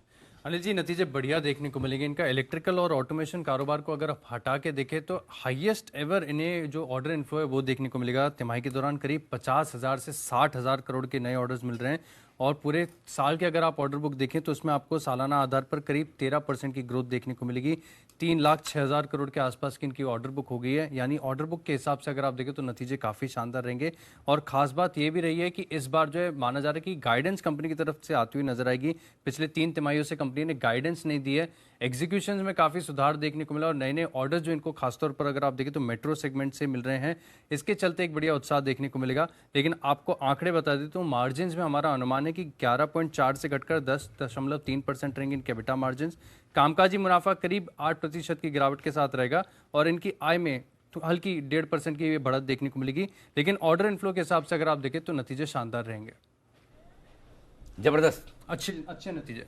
फाइनली सर गाइडेंस देने वाले 3 क्वार्टर से इन्होंने गाइडेंस देना बंद कर दिया। बार देंगे? हाँ। अब गाइडेंस देंगे। इस बार क्या बदला है, मतलब क्यों देने वाले, कुछ खास बात? वैसे ये हर बार देते थे सर, पर अभी इन्होंने इसलिए रोक दिया था कोरोना की वजह से। पिछले 3 क्वार्टर से गाइडेंस नहीं दी। अच्छा, उस लिहाज से अब देंगे। पर जैसा अभी ऑर्डर्स में पिकअप हुआ है इनका, अब फाइनली गाइडेंस देना ये तिमाही सबसे बेस्ट रही ऑर्डर्स के हिसाब से। गजब ही है, कहाँ से आ रहे इतने ऑर्डर? सर एक तो वो बुलेट ट्रेन वाला मिल गया इनको 25,000 करोड़ का, और एक ही इकट्ठा बड़ा आ गया। हाँ, और उसके बाद तो सर हम रोज ही देख रहे हैं 2000-3000 करोड़ ये के पहला स्टॉक है जो 4-5 हजार करोड़ का ऑर्डर आता तो 1 रुपए भी नहीं है। वो फर्क ही नहीं पड़ता, नॉर्मल है। हाँ नॉर्मल है, ऐसा फर्क ही नहीं पड़ता। आज हमारी खबर भी थी सर कि चेन्नई मेट्रो का भी ऑर्डर इनको इनको मिलने वाला है, मतलब आ गए हैं रनिंग में। ओके, इस बीच एक महिंद्रा हॉलीडेज के रिजल्ट आगे, पहले एक बार देख लें। आय घटी है, 489 करोड़ आई है, 588 करोड़ से घटकर, तो थोड़ी आय कम होकर आई है। और मुनाफा घटकर 5 करोड़ से घटकर 16 लाख रही। नाम का मुनाफा है, मतलब ऐसा काम 16 लाख उतना ही बस हमारी सैलरी वैलरी के बराबर का है। तो इतना ही कमाया है इन्होंने। तो पूरा 5 करोड़ से मुनाफा घटकर 16 लाख रुपए, और आय भी घट गई है इनकी। काश आय और मुनाफा दोनों का जो फर्क है समझ तो गए होंगे आप? चलिए ठीक है, चार्ट्स देखिए जरा सुमित जी महिंद्रा हॉलीडेज के, और बताइए क्या करना है। महिंद्रा हॉलीडेज 2 रुपए मजबूर, मतलब फ्लैट ही है, फ्लैट समझिए इसको। क्या लेवल्स इंपॉर्टेंट है इसके लिए? अभी बाइंग नहीं बनेगी अनिल जी, स्टॉक के अंदर ऊपर में 220 के बाद बाइंग बनेगी। जब तक 220 का लेवल नहीं टूटता है तब तक वेट एंड वॉच करें, और नीचे में स्टॉक अगर 210 का लेवल टूट जाता है तो गिरावट आएगी। तो 210 220 ये रेंज समझे, 210 का लेवल टूटा तब तो प्रॉफिट बुकिंग और आएगी, और अगर 220 का लेवल टूटता है तो ही इसके अंदर बाइंग बनेगी। तो फिलहाल वेट एंड वॉच करें, जस्ट ऑब्जर्व करें। ओके, थोड़ा सा इंतजार करें, वेट एंड वॉच, कुछ भी ना करें। हाँ, कभी कभी कुछ ना करना भी ठीक है। लेकिन एलएनटी की बात चल रही थी, आशु सर मैं जरा एलएनटी पर आपसे राय लेना चाहता हूँ। क्या आपकी खरीदारी की लिस्ट में कभी आएगा ये? नहीं अनिल जी, बिल्कुल पिछले दिनों में आया था, क्योंकि जब मैं बात कर रहा था कि सेक्युलर बुल रन हो गया और सारे लेगार्ड चल रहे हैं एक्सक्लूडिंग आईटीसी, तो एलएनटी में अनिल जी हमने 11, 11.5, 1200 में कई बार बाय कॉल दी 50-50 रुपए के टारगेट से, और वो अचीव हुए हैं अनिल जी। तो ऐसा है कि अब जो इसमें जो एक्सट्रीम वो था इसका डिस्ट्रेस कि कभी भी पार्टिसिपेट नहीं कर रहा था, तो पहली बार इस रन में एलएनटी ने कुछ हद तक तो पार्टिसिपेट किया है। पर Anil ji it is still not out of woods, क्योंकि अब इस लेवल पे जाके फिर वही लंबी वाली कंसोलिडेशन के अंदर चला गया है और मोमेंटम टूट रहा है इसका वापस। ओके, तो चलिए ये है राय आपके लिए एलएनटी पर। अच्छा, एलएनटी से एक और याद आया सर, भारतीय एयरटेल पे भी आज आप बिना बोले जाएंगे तो आपका फिर वीकेंड तो नहीं, मतलब कल की छुट्टी कैसे निकलेगी? अनिल जी देखिए, अगर भारती को आप देखें तो मतलब कल और आज की मंदी में अनिल जी 580 के प्लस माइनस 1 रुपए पे रॉक सॉलिड खड़ा हुआ है अनिल जी। परसों की जो लास्ट 1 आवर की गिरावट थी उसमें भी पार्टिसिपेट नहीं किया था, फ्राइडे वाली में भी।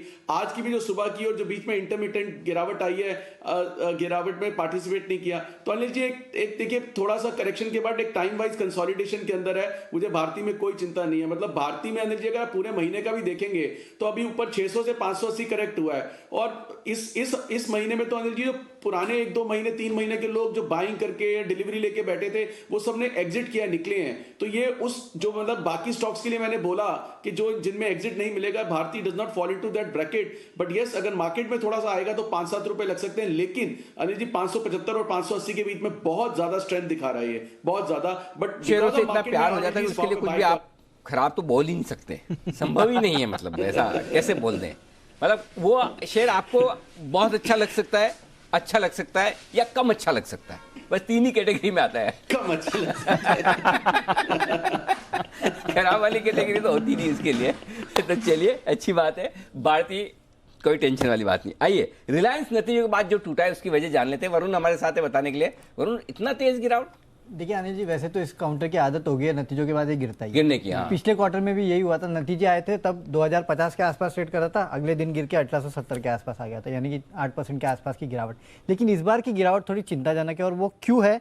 क्योंकि देखिए, मार्केट को एक बात पसंद नहीं है और वो है अनसर्टनिटी, या फिर अगर किसी चीज़ को लेकर क्लैरिटी नहीं है तो ये मार्केट को पसंद नहीं आता, और यही एक्चुअली इस काउंटर को आज गिरा रहा है। नतीजे इतने खराब नहीं थे, लेकिन इस बार पहले बार ऐसा हुआ है इतिहास में कि कंपनी ने अपने जीआरएम के आंकड़े जो है उनको नहीं दिया है। नो डाउट कंपनी ने अपने जो रिपोर्टिंग के तरीका है उसको बदल दिया।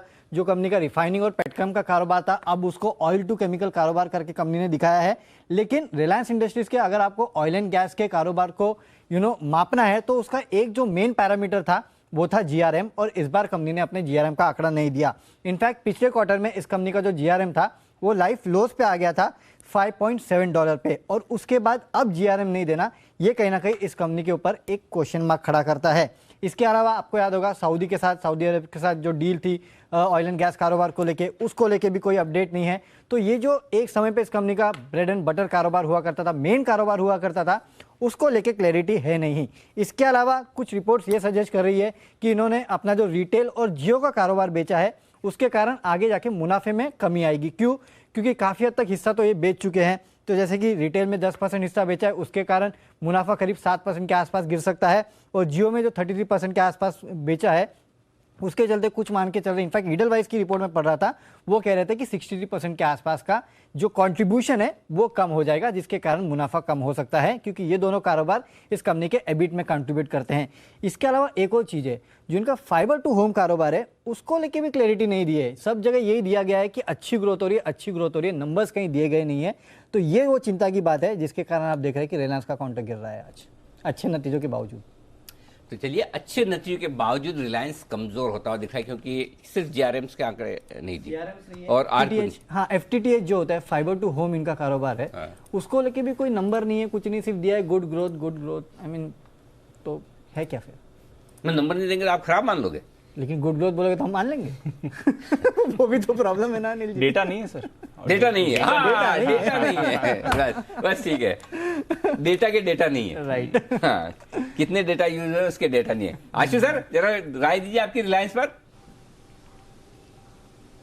अनिल जी, रिलायंस में भी मतलब रिलायंस और आईटीसी, अनिल जी मैं फिर बोल रहा हूँ, दो बिगेस्ट जो है स्टॉक्स हैं जिनमें ट्रैप हो चुके हैं इस बार। आईटीसी तो मत बोलो, आईटीसी में मत बोलो, आईटीसी तो ठीक ही है सर, आईटीसी ने क्या बिगाड़ा? इस बार फिर हो गया अनिल जी, फिर हो गए हैं। अच्छा, नहीं अनिल जी, इस एक्सपायरी में फिर हो गया है, इस एक्सपायरी में फिर हो गए हैं, और रिलायंस में भी हुए हैं अनिल जी, क्योंकि रिलायंस में भी बहुत कॉल्स आ रही थी, लेकिन मुझे लगता है कि अब एक ही रिलायंस में एक ही चीज बचा सकती है स्टॉक को, और वो उसका टाइमिंग नहीं कर सकते कि जब जियो के आईपीओ का अगर कुछ अनाउंसमेंट होता है तो आई थिंक वही एक लास्ट ट्रिगर है जो रिलायंस में बचा हुआ है। और उसके चलते मुझे लगता है कि अनिल जी, मैंने आपको क्या एक चीज बोली जो बिल्कुल ध्यान रखना, कि जिस एक्सपायरी में भी आप लॉन्ग या शॉर्ट में मेजॉरिटी ऑफ स्टॉक्स में ट्रैप हो जाते हो, तो कोई भी अनाउंसमेंट ऑब्लाइज करने के लिए एग्जिट देने नहीं आती है, वो आपके टाइम के जब आप चाहते हो उसके बाद ही आती है। So I think with fingers crossed अगर उसमें कोई बाउंस नहीं होता तो। और अनिल जी, सबके पास बीटीएसटी थी रिलायंस की, और जिस तरह से गिरावट हुई है, तो आई थिंक मुझे नहीं लगता कि अब इसमें कोई इस एक्सपायरी के लिए कोई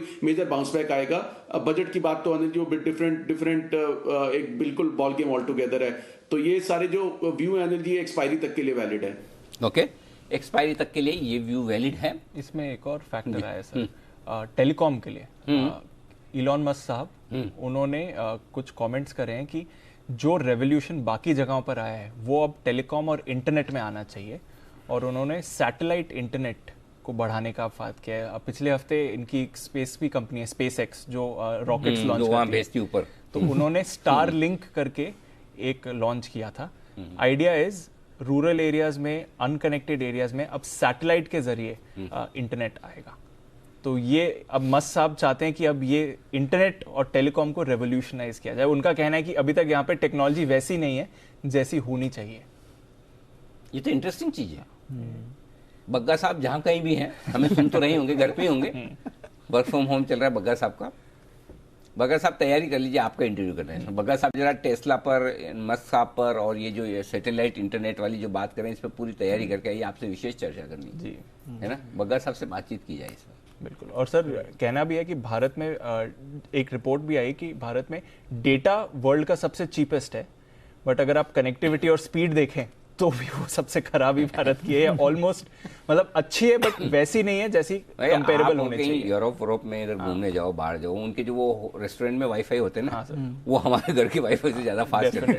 मतलब आप ये कितनी भी बड़ी से बड़ी फाइल डाउनलोड करनी हो एयरपोर्ट पे, ये खट खट कर सेकंड में आराम से हो जाता है। हमारे तो आराम से, मतलब आप अभी भी वो गोल चक्कर घूमते हैं। हाँ, गोल चक्कर डाउनलोड वाला, हाँ, घूमता रहता है वो, चलता रहता है आराम से। दो बीच में एक दो काम और बीच में कर दो। आशीष सर, आप तो टेलीकॉम कंपनी, आपका भारती का क्या होगा फिर? नहीं अनिल जी, मैं आपको ना सुन रहा था तो एक चीज ऐड करना चाहता था। जो आपने बोला कि यूरोप में जाते हैं तो वहां के रेस्टोरेंट में, अनिल जी रेस्टोरेंट के अंदर नहीं, रेस्टोरेंट के बाहर खड़े होकर भी मेल्स वगैरह हो जाती हैं। मतलब बाहर इतना नेटवर्क स्ट्रॉन्ग होता है उनका रेस्टोरेंट में। सर उनके रेस्टोरेंट भी बाहर ही होते हैं, वो रोड साइड पे बना लेते हैं। मतलब रोड पे साइड में थोड़ा सा ये लगा है, 5 टेबल लगे, 4 टेबल लगे, ये रेस्टोरेंट हमारे तो यहाँ प्रॉपर तरीके से I know. वहाँ तो ये बात सही है। चलिए ठीक है, तो कुछ ना कुछ कंज्यूमर्स के लिए तो अच्छा ही होगा, जो भी होगा। ठीक बात है, तो ये है आपके लिए। अच्छा, एक विशेष रिसर्च आ रही है बंसल साहब के लिए, रिजल्ट आने वाले यूनाइटेड स्पिरिट्स के। आशीष बताएंगे कैसे रहेंगे, बताइए बंसल साहब को। अनिल जी, नतीजे बढ़िया देखने को मिलेंगे। सीजनली बेहतर क्वार्टर होता है स्पिरिट्स कंपनी के लिए, तो इस बार माना जा रहा है कि मुनाफे में करीब 8% की ग्रोथ देखने को मिलेगी और टोटल इनकी जो वॉल्यूम ग्रोथ है करीब 10% के आसपास रहेगी। जिनका रॉ मटेरियल एक्सपेंस है वो कहीं ना कहीं अगर आप देखें तो वो मोर और लेस फ्लैट ही रहा है, तो वहाँ पर बिल्कुल दबाव नहीं है। मार्जिन में हल्का सा एक्सपांशन देखने को मिलेगा, 16.4% से बढ़कर 16.8%। कामकाजी मुनाफा यानी एबिटा यहाँ पर 10% की ग्रोथ देखने को मिलेगी, 465 करोड़ रहेगा। टॉप लाइन में भी बढ़िया इजाफा देखने को मिला है 7% का, लेकिन अभी भी काफ़ी सारे जो बार्स हैं, पब्स हैं, वो पूरी क्षमता पर काम नहीं कर रहे हैं, तो पूरी तरीके से डिमांड लौटी नहीं है। इसके बाद भी अगर आप देखें तो अच्छी खासी ग्रोथ कंपनी रिपोर्ट करने जा रही है। आगे की डिमांड आउटलुक और प्राइजेस को लेकर कमेंट्री क्या आएगी इसके ऊपर नजर रखनी है, लेकिन आंकड़ों के हिसाब से अगर आप देखें तो नतीजे अच्छे आएंगे। ओके, रिजल्ट्स अच्छे रहने चाहिए। और जरा सिमी जी, मैं बंसल साहब को ज़्यादा तकलीफ नहीं दूंगा, हालांकि उन्होंने सुना बड़े गौर से होगा, उनको डर तो था कि मेरे पास सवाल आएगा, लेकिन सवाल सिमी जी के पास जा रहा है, क्योंकि सिमी जी भी यूएसएल उतने ही क्लोजली ट्रैक करती है। बंसल जी, ऐसा नहीं कि आप ही करते हैं। सिमी जी, जरा इसके चार्ट्स बताइए। अनिल जी, मुझे ये स्टॉक अच्छा लगता है और मुझे लगता है कि माइनर सपोर्ट इसका जो है वो 630 से 626 के बीच में है। अगर रिजल्ट्स आने से पहले ये स्टॉक 626 का लेवल नहीं तोड़ता है तो इसमें एक उछाल मैं एक्सपेक्ट कर रही हूँ जो 660 तक ले जा सकता है। फ्रेश मोमेंटम 660 क्रॉस करने के बाद ही देखने को मिलेगा। फिलहाल के लिए तो मैं मेरे जो क्लाइंट्स के पास जो पोजीशन होल्ड में है तो मैं होल्ड करने का ही सलाह दे रही हूँ। इनफैक्ट ये मेरे पास भी है पोर्टफोलियो में, मैं तो लॉन्ग टर्म का बुलिश हूँ, इसमें मैं होल्ड ही करूंगी। और 626 का एक क्रिटिकल लेवल मैं वॉच करने के लिए कह रही हूँ। रिजल्ट से पहले वो लेवल नहीं टूटना चाहिए, और अगर नहीं टूटता है तो 660 का लेवल पक्का। ओके, तो ये है आपके लिए यूनाइटेड स्पिरिट्स पर राय इस वक्त आपके लिए। अच्छा, एनबीएफसी के लिए जो नए नियम बने, माफ कीजिएगा, उन नियमों में क्या कुछ बदल सकता है, ये जानना जरूरी है। डिस्कशन पेपर है अभी मतलब प्रपोजल है, प्रपोजल भी नहीं कह सकते, डिस्कशन पेपर के, भाई राय चाहिए सबकी। तो अगर आपकी भी राय है रखिए, लेकिन आप राय से पहले समझ लीजिए कि आरबीआई कहे क्या राय एनबीएफसी के बारे में, जो अभी आशीष सर ने भी कहा। तो एक बार देवांशी हमारे साथ है। देवांशी, क्या कुछ बदल सकता है एनबीएफसी के लिए, बताइए। अनिल जी, आपको याद है जब आपने गवर्नर जी का इंटरव्यू किया था तब उन्होंने एक चीज पर हाईलाइट किया था, फोकस किया था कि एनबीएफसीज को भी अब रेगुलेशन में लाने की बात की जा रही है, और अब इस पे बहुत ही तेजी से काम होता हुआ दिख रहा है। अब इस डिस्कशन पेपर में उन्होंने ये कहा है कि 4 कैटेगरी में एनबीएफसीज को यहाँ पे बांटा जाएगा। जो पहली कैटेगरी होगी वो बेस लेयर होगी, जिसमें 1000 करोड़ के जो असेट्स वाले एनबीएफसीज होती हैं, जो रूरल को फोकस करती है, ये एनबीएफसीज होती हुई दिखेंगी। इसके अलावा मिड लेयर, अपर लेयर, ये जो होंगी ये काफी अहम होगी, क्योंकि इसमें ज्यादातर जो कंपनीज हैं ये हाईलाइट होती है। और टॉप लेयर वो अगर आप समझना चाहें, अभी तक उसमें कोई एनबीएफसीज नहीं है, लेकिन जैसे हम बैंक्स में पीसीए वाली बैंक्स होती हैं जिसमें बहुत ज़्यादा रिस्क हो जाता है, उनको डाला जाएगा, लेकिन फिलहाल उसमें कोई एनबीएफसीज को नहीं डाला गया है। जो अपर लेवल वाली जो एनबीएफसीज होंगी उसमें टॉप 25 to 30 एनबीएफसीज शामिल होंगी जो हमारे काम की, और उसमें सबसे ज़्यादा बदलाव होते हुए दिख सकते हैं अगर ये पास होते हैं प्रस्ताव। तो मैं आपको बता दूं, ज़्यादा से ज़्यादा जो एनबीएफसीज हैं उनके गाइडलाइंस को बैंक के तर्ज पर करने की जो प्रस्ताव है वो किया गया है। कहा गया है कि जो बड़ी एनबीएफसीज हैं उनके रेगुलेशंस को बहुत ही ज़्यादा कड़े करने के, नियम को कड़े करने की प्रस्ताव किए जा रहे हैं। 9% के सीईटी की बात कही जा रही है। साथ ही इनका ये कहना है कि जो एनपीएस हैं उनका फिलहाल जो क्लासिफिकेशन है वो 190 डेज के आसपास होता है, लेकिन अब उसको कम करके 90 दिन पर किया जाना चाहिए, यानी कि एनपीएस जल्दी रिकग्नाइज होते हुए दिखेंगे। इससे रिस्क काफ़ी कम होती हुई दिखेगी। इसके अलावा जो 10 से ज़्यादा ब्रांच वाली एनबीएफसीज हैं उनके लिए कोर बैंकिंग सिस्टम काफ़ी ज़रूरी हो जाएगा। स्ट्रेस्ड असेट्स जो हैं उनके पास, उनकी प्रोविजनिंग रेगुलर या यूनिफॉर्म नहीं होगी, लेकिन उसके रिस्क को देखकर उस पर प्रोविजंस किया जाना चाहिए, जैसे बैंकिंग में होता है वैसे ही करने का प्रस्ताव किया गया। और साथ ही जो नई एनबीएफसीज की एंट्री है उसके लिए पहले आपको 2 करोड़ होनी चाहिए थी अमाउंट, लेकिन अब उसको बढ़ाकर 20 करोड़ की अमाउंट कर दी गई है। तो काफ़ी कड़े नियम की बात की जा रही है एनबीएफसीज के लिए। अगर मिड लेयर की बात करें उनके भी कड़े नियम होते हुए दिख सकते हैं। आईपीओ फाइनेंसिंग के लिए 1 करोड़ की सीमा होगी और बायबैक के लिए अब लेंडिंग पर पाबंदी भी लगाने की बातचीत होती हुई दिख रही है। तो जो मिड लेयर है और टॉप लेयर है, इस पर आपको फोकस करना है, अपर लेयर, इस पर आपको फोकस करना है। जो बैंक से एनबीएफसी पर नजर रखनी है, Bajaj finance, HDFC limited. Layer के लिए ये नहीं बोला कि कौन सी एनबीएफसी किस लेयर में आएगी, ये नहीं बोला। नहीं, लेकिन टॉप 25-30 जो लिस्टेड होती है असेट साइज के हिसाब से और रिस्क के हिसाब से, वो अपर लेयर में आएगी और बाकी मिड लेयर में आएगी। तो 25-30 है। Yes sir. तो सारी ये बड़ी आ गई, बड़ी है।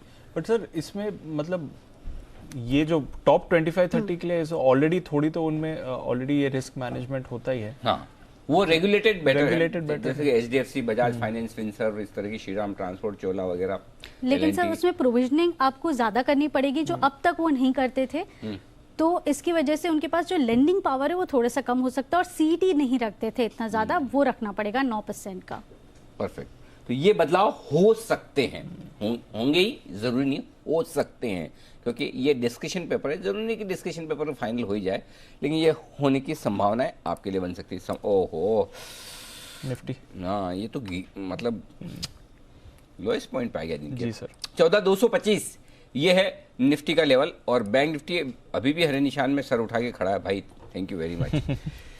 सर आईटी स्टॉक्स गिरना शुरू हो, आईटी शुरू है, Infosys, Wipro, TCS, HCL, tech Mahindra, सारे के सारे पिछले 10 मिनट में फिसले हैं सर। ओके, आइए वागले साहब तैयार है अपने स्टॉक के साथ। वागले साहब के लिए बिगुल।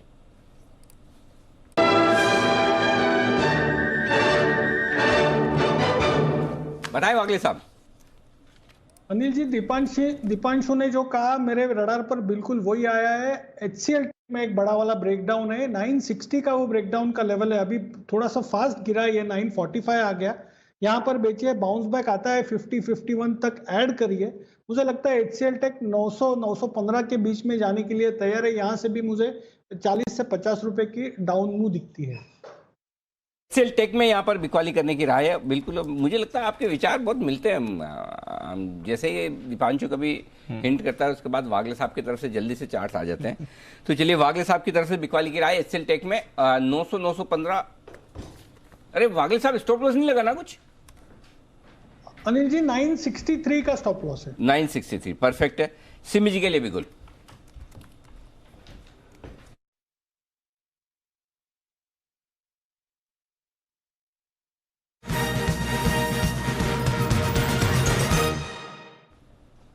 दीप, देखा आपने? हाँ।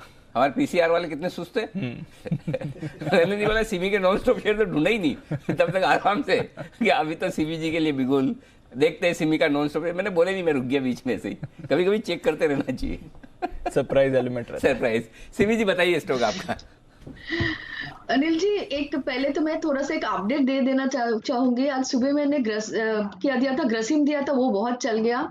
और लास्ट वीक मैं एसएलपी मिड कैप शो में मैंने एप्टेक का कॉल दिया था, वो मेरा शॉर्ट टर्म का पिक था, ए से स्टार्ट हुआ था, और आज एप्टेक पूरा आईटी सेक्टर माइनस में आ गया है, और एप्टेक अभी भी स्ट्रांगली 20% सर्किट को होल्ड करके रखा है। ये इससे बड़ा बात कुछ नहीं हो सकता है मेरे लिए। यही आज काफी है, आज के दिन के लिए ये 2 चीज काफी है मेरा। और अभी मैं जो नया देने जा रही हूँ वो एक ऐसा स्टॉक में है जो फ्यूचर्स में नहीं है ना ही सही नहीं है, तो बेहतर है स्टॉक के लिए। जेबी केमिकल्स एंड फार्मा मुझे लगता है कि ये स्टॉक एकदम 200 डेमा से घूम रहा है, बेहद अच्छा, बहुत ही अच्छा फॉर्मेशन है, और यहाँ से ये स्टॉक सिर्फ मुझे लगता है कि 100 पॉइंट का रैली मिनिमम इसमें देखने को मिलना चाहिए। 1030 के आसपास है ये स्टॉक, अभी 3% अप ऑलरेडी है। 1000 का एक साइकोलॉजिकल सपोर्ट है, जिससे नीचे ही मैं स्टॉप लॉस मेंटेन करने के लिए कहूंगी। मेरा टारगेट होगा 1100 से 1150, जो मैं एक्सपेक्ट कर रही हूँ नेक्स्ट 10 से 15 दिन में आना चाहिए। 100 पॉइंट का मैं रैली एक्सपेक्ट कर रही हूँ स्टॉक के लिए। 1100, 1150, 1030 की तरह 1060 है सिमी जी। हाँ मतलब नहीं हाँ। अभी 1030 है, मेरा टारगेट होगा 1100 और 1150। और अच्छा, आपके बात करते करते बढ़ गया, 1030-34 चल रहा था जब सिमी जी ने बोला है, और ये स्टॉक 1100-1150 के टारगेट के लिए आप कर सकते हैं खरीदारी। ये राय सिमी जी की। अच्छा, जिस टेस्ला की जो इंटरनेट और किसकी हम बात करते हैं, 2 जगह हाँ जिसमें वो 2 एंट्री करके बोल रहे ना, वो 2 जगह अब बड़ा कोहराम मचेगा। नहीं मतलब वो टेलीकॉम सेक्टर को हिलाएंगे अपने नए इंटरनेट, मतलब उनका बेसिक कहना ये है कि अब इंटरनेट को चेंज करना है, जिस तरह से एक्सेस हो रही है ये अच्छी नहीं है। अच्छा, ओके। तो कुशल पूरी पढ़ाई करके आए हैं और बताएंगे हमें कि टेस्ला किस तरह से इंटरनेट को बदलना चाहता है, क्या कुछ बदले कुशल? क्या अनिल जी, डेफिनेटली, और ये बहुत ही स्ट्राइकिंग था मेरे लिए भी जब मैं स्टडी कर रहा था, और मेरे को ये चीज़ दिखी कि यहाँ पर जो इंटरनेट को पहले एज ए लग्जरी ट्रीट किया जाता था, अब वो एज एन एसेंशियल सर्विस वो लेकर आ रहे हैं। सो नेसेसिटी हो गई, इट्स लाइक एयर। एक आध दिन खाना नहीं खाए चल जाए, बिना इंटरनेट के काम न चले, नहीं 100% सर, काम ही नहीं होगा। तो आजकल वो अभी हम कई बार बोलते हैं, हम जैसे जैन लोग होते हैं साल में एक बार उपवास करते हैं संवत्सरी में, हम बोलते हैं कि अभी अलग तरह की फास्टिंग होनी चाहिए। आज वो फास्टिंग डेटा वाली थी, आज डेटा कंज्यूम नहीं करेंगे कैसे आज खाना नहीं खाएंगे, कैसे आज डेटा नहीं लेंगे, मतलब वैसा हाल है। मतलब डिटॉक्सिकेशन इनका भी होना चाहिए बहुत जरूरी। सर कैंप्स लगते हैं आजकल, हाँ, 10 दिन के लिए इंटरनेट नहीं। हाँ, पता नहीं बाहर वापस आदमी आए तो कैसा फील करे, मतलब कहाँ से किसी दूसरे ग्रह से आए हो। तो बताइए क्या क्या करने वाले टेस्ला वाले? बहुत ही इंटरेस्टिंग इनका डेवलपमेंट हो रहा है। इनफैक्ट ये आज से नहीं है, 2015 से इन्होंने ये सर्विस शुरू कर दी थी, और स्पेसएक्स जो इनका स्पेसएक्स मिशन है उसके द्वारा ये 1000 से ज्यादा सैटेलाइट्स ऑलरेडी जो है लो अर्थ ऑर्बिट में डलवा चुके हैं, डाल चुके हैं 1000 से ज्यादा सैटेलाइट्स। यस, अच्छा। तो ये बहुत ही इंटरेस्टिंग चीज निकल कर आई, और यहाँ पर अब ये जो मार्केट देख रहे हैं टेलीकम्युनिकेशन का, वो अक्रॉस लाइक यूएस, यूके और साथ ही कनाडा, इन तीनों जगह पे तो ऑलरेडी ग्राहक आने शुरू हो गए हैं। यूएस, कनाडा, हाँ, तो यहाँ पर ऑलरेडी ये साइन अप प्रोसेस शुरू हो चुका है, और यहाँ पर चाइना और इंडिया, ये 2 बड़े मार्केट। ये मस्त साहब दूसरों के गेम बिगाड़ने के लिए पैदा हुए हैं क्या? बिल्कुल सर, उनका प्लान ही है सर। बंसल जी, सुना ना आपने, आप ही लेने वाले थे टेस्ला की गाड़ी। देखो ये तो आके पूरा इंटरनेट टेलीकॉम पूरा मतलब बाजार ही बदल देंगे।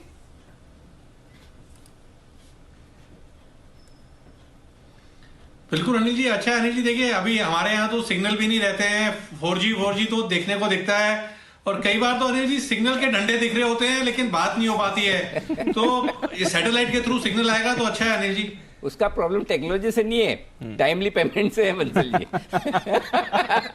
कृपया बिल का भुगतान समय पर किया करें। मजाक की बात है, लेकिन वाकई में टेक्नोलॉजी में बदलाव तो बड़ा होगा।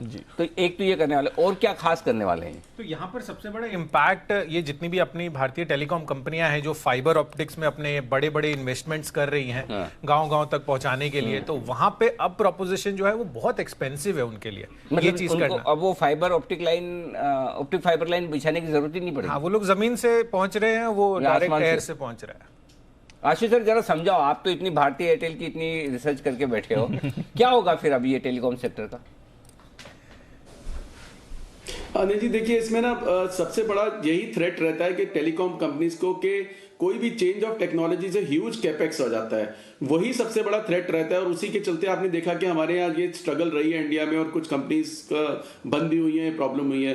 तो इसको मुझे लगता है, लेकिन Anil ji I think this all taken into account, और ये ऐसा नहीं है कि ये कहीं से बिल्कुल अननोन चीज है। मैं तो कभी कभी अनिल जी, अगर आप उस दिन मैं टाटा कम्युनिकेशन की रिसर्च कर रहा था, then I got to know मतलब कि अंडर वाटर केबल वर्ल्ड की जो मैक्सिमम मतलब जो लॉन्गेस्ट या जो लार्जेस्ट नेटवर्क है वो टाटा कॉम का है, वो स्टॉक फिर भी उस तरह से नहीं चलता। तो I was trying to analyse कि क्यों नहीं चलता, तो हम कई कोशिश करते रहते हैं। तो ऐसा नहीं है कि इंडियन टेलीकॉम कंपनीज कहीं से पीछे हैं या उनका नेटवर्क कहीं से वो है, बट यस अनिल जी, क्योंकि जो एवर चेंजिंग डिमांड है और रिक्वायरमेंट है बहुत आगे जा रही है, और ये थ्रेट टू बिजनेस तो रहेगा ही रहेगा इनको।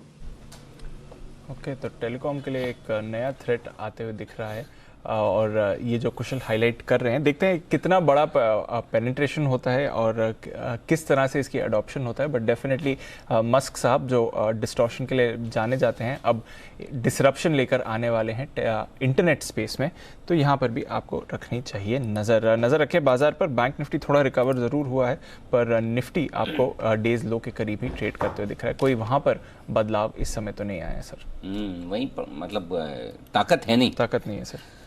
हमारे सुमित जी भी आज बड़े खामोश है। सुमित जी चक्कर क्या है? बाय भी नहीं, सेल भी नहीं, क्या हो क्या रहा है? अनिल जी ये सब अजीब सा मूवमेंट आ रहा है। आप देखिए निफ्टी 150 पॉइंट नीचे है, बैंक निफ्टी 50 पॉइंट प्लस है, हीरो मोटोकॉर्प डे हाई पे है, मारुति डेज लो पे है, तो सारे स्टॉक्स में अजीब सा मूवमेंट आ रहा है, तो ऐसा लग रहा है कि इस हफ्ते में कुछ बड़ा मूव आएगा। अब वो कहाँ आएगा वो आज मेरे समझ में नहीं आ रहा है, तो वेडनेसडे को देखेंगे अनिल जी।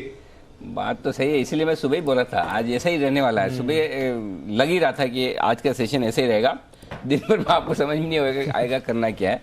डायरेक्शन बायस थोड़ा, डायरेक्शन भी नहीं कहूँगा, बायस थोड़ा नीचे की तरफ का है और कन्फ्यूजन बरकरार है। लेकिन दीप पता नहीं चला, मुझे लगता है कि नहीं है, ताकत नहीं है, नहीं है सर, नहीं है। और ये आईटी का जो ब्रेकडाउन आया ना सर, वहाँ से और परेशानी है। एचयूएल में भी अब देखिए प्रेशर बनते हुए आपको दिख रहा है, तो सप्लाई तो आ रही है। जी आशु सर कुछ कहना चाहते हैं? अनिल जी, एक 125 पॉइंट ऊपर से 150 पॉइंट नीचे बंद हो रहा है अनिल जी, डे लो पे और मतलब पहले वीक के पहले दिन एक्सपायरी पे। तो अनिल जी बायस तो क्लियरली डाउन है और डर मुझे बहुत नीचे का है, और मैं कोशिश करता हूँ, मतलब मैं विश्वास हूँ कि मेरा डर सच ना हो, लेकिन अनिल जी डर बिल्कुल नीचे का है। और मैं सुमित से कंफर्मेशन चाहूंगा, जो बड़ा मूवमेंट है उसका बायस क्या है, किस परसेंटेज पे नीचे की तरफ है और कितना ऊपर की तरफ है? पुराने आशु जी आ गए लगता है। साल 2 साल से, 2 साल तो नहीं, साल भर से देखा नहीं था ऐसे आशु जी को।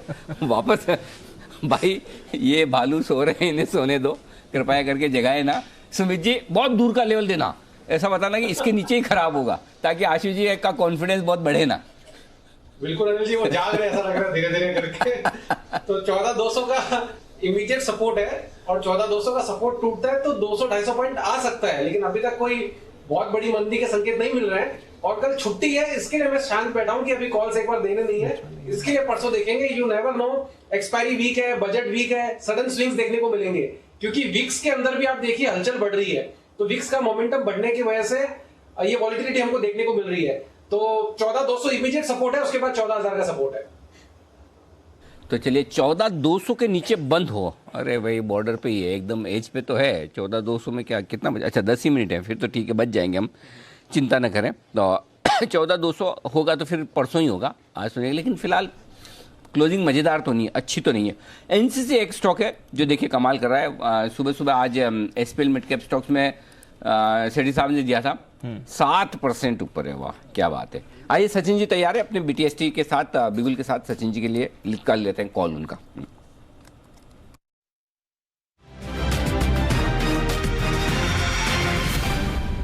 बताएं सर। टाटा मोटर्स में डिस्ट्रीब्यूशन के साइंस आ रहे हैं। इनफैक्ट एक अच्छे रैली के बाद एक स्प्रिंग टॉप फॉर्मेशन हुआ था कल के सत्र में। ऑप्शन डेटा पे भी देखें तो डिस्पाइट जो एक अपमूव मिली थी कल के सत्र में, वहां पर 300 के कॉल राइटर्स तभी भी कॉन्फिडेंट है, अभी भी कॉन्फिडेंट है। एंड जिस तरीके से इसकी क्लोजिंग आ रही है, मुझे लग रहा है पोस्ट टुमारोज हॉलीडे, मुझे लग रहा है यहाँ पर थोड़ी सी और वीकनेस गहराती हुई नजर आ सकती है। तो यहाँ पर I think fresh shots deploy करने चाहिए टाटा मोटर्स में। स्टॉप लॉस थोड़ा सा लंबा होगा, अराउंड 284 के आसपास का, 281 के आसपास मैंने स्पॉट किया है।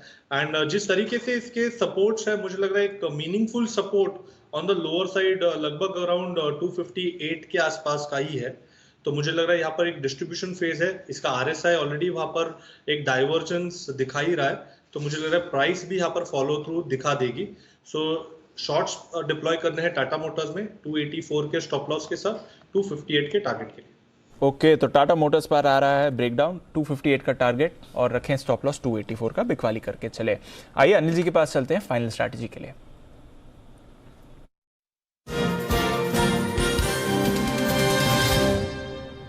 सर डाउ फ्यूचर्स भी अपनी बढ़त गंवा चुके हैं, ऐसी कोई गिरावट नहीं आई है। जब शो की शुरुआत करी थी तो 70-80 पॉइंट ऊपर थे डाउ फ्यूचर्स, तो वहां से आप कहते हैं कि वो गेन्स गिव अप कर दिए, एकदम सपाट ट्रेड हो रहा है। नैस्डैक फ्यूचर्स यहां पर दमदार एक्शन है, 1% की तेजी बनी हुई है। तो नैस्डैक फ्यूचर्स की जो आउट परफॉर्मेंस है पिछले हफ्ते से चल रही है वो बरकरार है।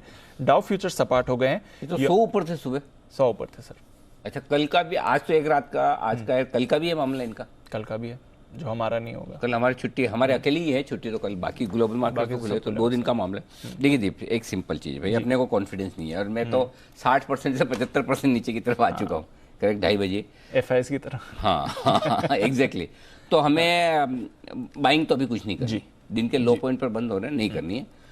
क्या होगा, 50 पॉइंट 75 पॉइंट ऊपर खरीद लेंगे, कहाँ जाने वाला है। 100-125 खुलेगा तो फिर यही हाल होता है। सही बात है, ज़्यादा ऊपर खुलने में ये चक्कर है, तो लेना नहीं है अभी। फिर से ना वो फिर से वाला वैसा नहीं, ये सिर्फ आज के लिए भाई। हाँ, पता नहीं कौन कहाँ से शब्द पकड़ के वापस वो चला दे। वो होता है ना सीरियल्स में, एक थप्पड़ मार तो 3 बार दिखाता है, वैसा है हर एंगल से। हाँ, हर एंगल से वैसा है।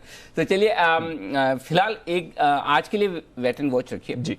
कुछ फ्रेश ट्रेड आप ना करें, न तेजी का न मंदी का। अगर है पोजीशन तो आप अपने हिसाब से हेज करके चलें। समझो आपकी लॉन्ग है तो 31,000 का एक पुट ऑप्शन ले लिया या 14,200 का पुट ऑप्शन ले लिया, और लॉन्ग पोजीशन अगर स्टॉक्स की है तो उसके सामने हेज करके चल सकते हैं। सिंपल, नया कुछ भी नहीं, और है उसको हेज करके चलें।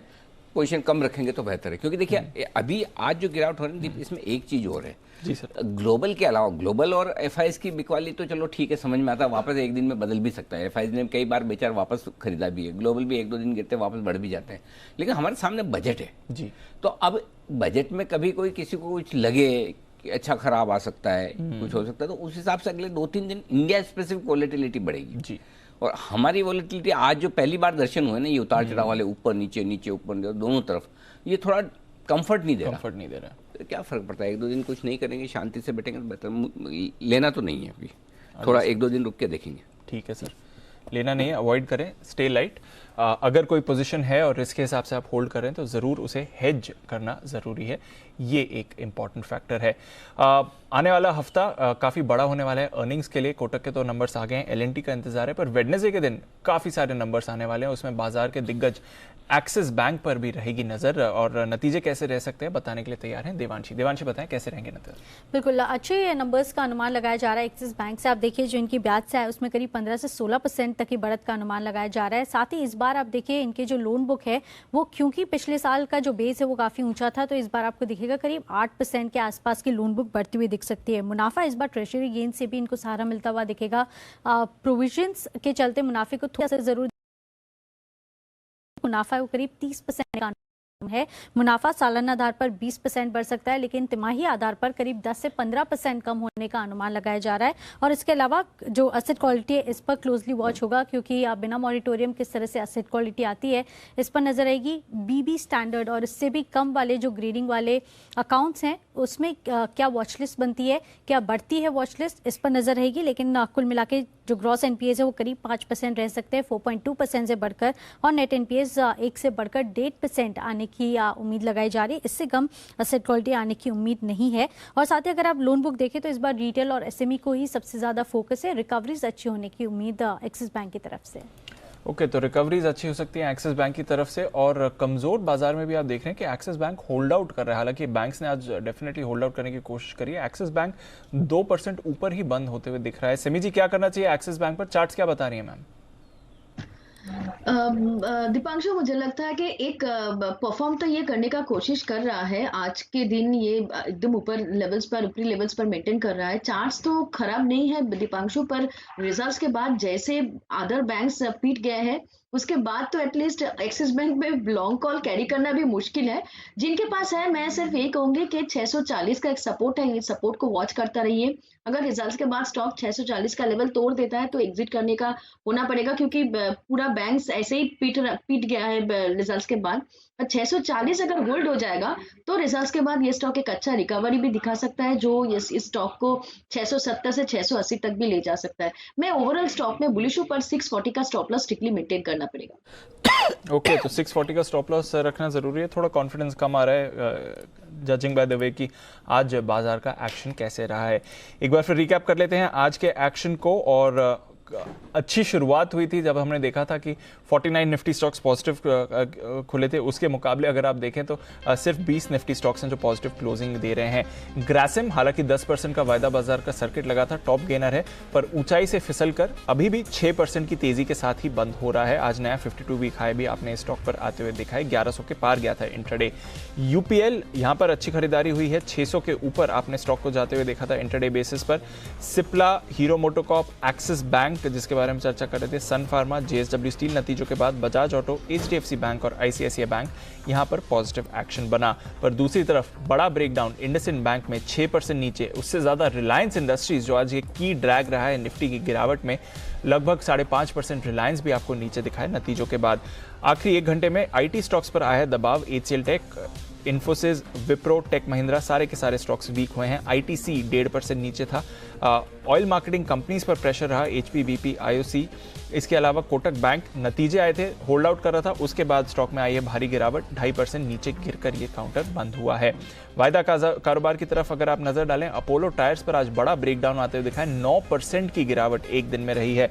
वोडाफोन आइडिया 8% नीचे, इन्फो एज 6.5% नीचे, Escorts, Indiabulls Housing, BHEL, Coforge, Ashok Leyland, सारे के सारे हाई बीटा ट्रेडर फेवरेट वायदा कारोबार के नेम्स, वहां पर आपने बड़ी गिरावट आप आज देखी है। बर्जर पेंट्स पर प्रेशर रहा, ग्रासिम का प्लान है पेंट सेक्टर में एंट्री करने का। औरो फार्मा आज का बिग विनर रहा है, 8% का उछाल, 10% का इंटरडे बाजार का सर्किट लगा था। श्रीराम ट्रांसपोर्ट फाइनेंस सुबह से ही एक्टिव रहा है, 1200 के ऊपर क्लोजिंग देने की तैयारी में। अपोलो हॉस्पिटल्स, M&M फाइनेंस, जी एंटरटेनमेंट, कैडला, यूनाइटेड स्पिरिट, सन फार्मा और पिडलाइट, ये कुछ और स्टॉक्स है जहां पर क्लोजिंग रही है। बैंक निफ्टी एकदम सपाट 31,200 के करीब क्लोज होता दिख रहा है, बट अनिल जी डेज लो के काफी करीब 14,250 का स्तर एटलीस्ट प्रोविजन क्लोज पर निफ्टी होल्ड कर रहा है, पर बड़ी गिरावट आज निफ्टी पर आते हुए देखिए 120 अंकों की सर। अच्छा गिरा है और 500 पॉइंट सेंसेक्स गया है, मतलब बड़ी गिरावट है, कोई डाउट नहीं सर। ये शाम के कुछ स्पेशल शोज जब तक ये सेटल हो तब तक एक बार बताना चाहता हूँ, और जो बंसल जी कह रहे थे ना उसी के आस, बंसल जी जो आप कह रहे थे उसके आसपास ही शो बनाया। देखिए हमने ये जो पूरा कोरोना के वक्त जो कुछ भी आप घर में बैठे रहे हैं, उसमें इंटरनेट सबसे बड़ी रिक्वायरमेंट होगी घर पे। वर्क फ्रॉम हो या बच्चों की ऑनलाइन क्लासेस हो, वेबिनार अटेंड करना हो, दोस्तों रिश्तेदारों से आप मिल नहीं सकते तो वीडियो चैट करना है, जूम पे मीटिंग करनी है, कुछ भी करना हो इंटरनेट चाहिए, और अच्छा वाला इंटरनेट चाहिए। अब ये इंटरनेट देने वाले जितने सर्विस प्रोवाइडर्स हैं सब दावे तो बड़े करते हैं हमारी स्पीड फास्ट है, हमारा सबसे बढ़िया है ये वो, लेकिन हकीकत बात तो ये है कि देश में 4G मोबाइल और ब्रॉडबैंड इंटरनेट की स्पीड हर दिन घटती जा रही है। अभी एक डेटा बता दूं, जो दीप थोड़ी देर पहले कह रहे थे ना हमारी हालत कैसी है पूरी दुनिया में, 139 देशों में इंटरनेट है, और उस स्पीड के मामले में हमारा नंबर क्या है? कोई अंदाजा लगा सकते हैं? बंसी जरा अंदाजा लगा बताएं, 139 देशों में हमारा नंबर कहाँ पे स्पीड के मामले में?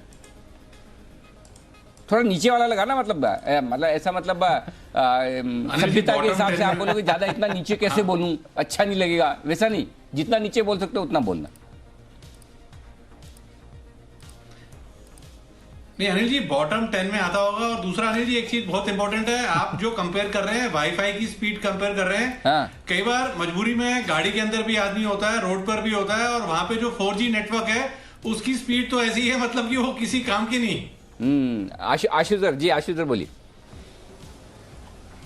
अनिल जी, इसमें ना एक और चीज है, इस खराब होने के कारण से ही कंपनीज की प्रॉफिटेबिलिटी, अनिल जी, जो आपने रिलायंस बताया कि इतनी ज्यादा मतलब रिलायंट हो गए हैं हम इन पे कि बढ़ गई है। अब अगर जी पे शो भी करना है, कहीं बीच में इंटरनेट कनेक्टिविटी ना टूट जाए तो अनिल जी 2 इंटरनेट लेने पड़ते हैं, भारती का भी लेना पड़ता है, जियो का भी लेना पड़ता है, तो इन कंपनीज को फायदा हो रहा है इस चीज से। बात सही है। तो आपने अंदाजा तो ठीक लगाया मेरे बोलने के बाद, बॉटम 10 बिल्कुल है।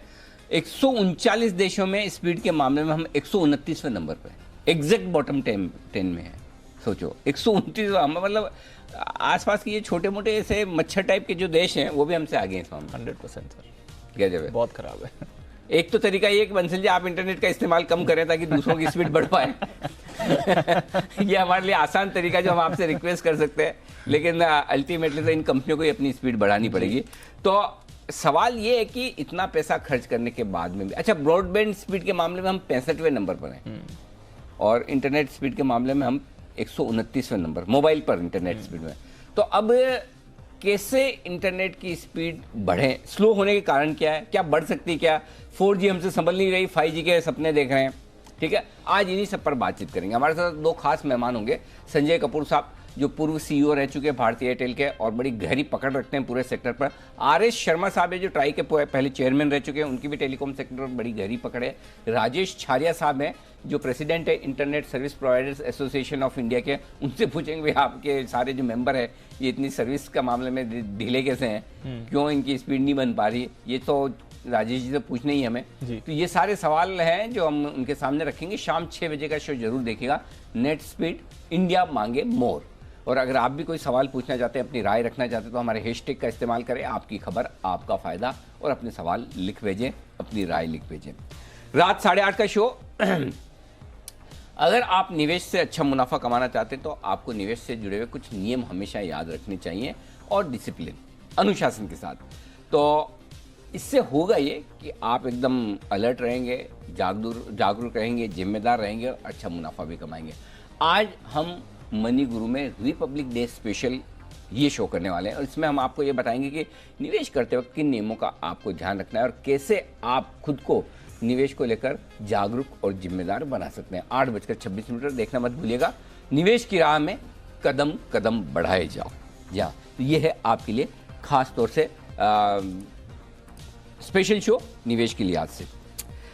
चलिए, ये है आपके लिए आज के विशेष शो। फाइनल क्लोजिंग आ गई लाल के हरे में।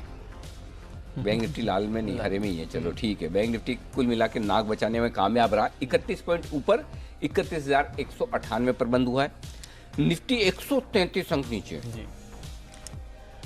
और सेंसेक्स 1% नीचे 530 अंक नीचे बंद हुआ है। 14,238 पर निफ्टी बंद हुआ है। तो क्लोजिंग तो ढीली है, चलिए जो है वो है। लेकिन क्योंकि कल बाजार है बंद, डाउ फ्यूचर्स के लाल निशान में 25 एकदम फ्लैट हैं। तो देखेंगे कल आज रात को डाउ में क्या कुछ होता है, फिर कल क्या होता है। परसों फिर से आप सबसे मुलाकात होगी। लेकिन तब तक आप सब लोगों को एक बार फिर से गणतंत्र दिवस की बहुत बहुत शुभकामनाएं भी, और पूरा ये पर्व बड़े उत्साह, उमंग और जोश के साथ मनाएं। सोशल डिस्टेंसिंग के नियमों का पालन करते हुए। जिन जिनके वैक्सीन लग गई है वो एंजॉय कीजिए लाइफ।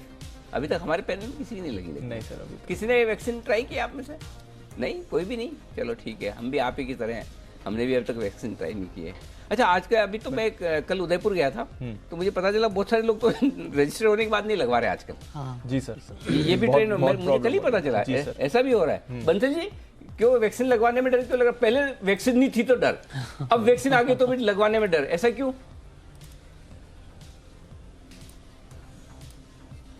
अनिल जी, अब घबराहट है। और अनिल जी, ये घबराहट कई लोगों में है अनिल जी। अब इसमें तो कुछ नहीं कर सकते हैं। और कुछ लोग अनिल जी इस पैनल पर ऐसे भी हैं, अब नाम नहीं लूंगा, जो कहते हैं कि हमने नहीं लगवानी, दूसरा लगवा ले तो हम सेफ हैं। तो अनिल जी, जब तक ऐसी सोच होगी तो वैक्सीन कैसे लगेगा?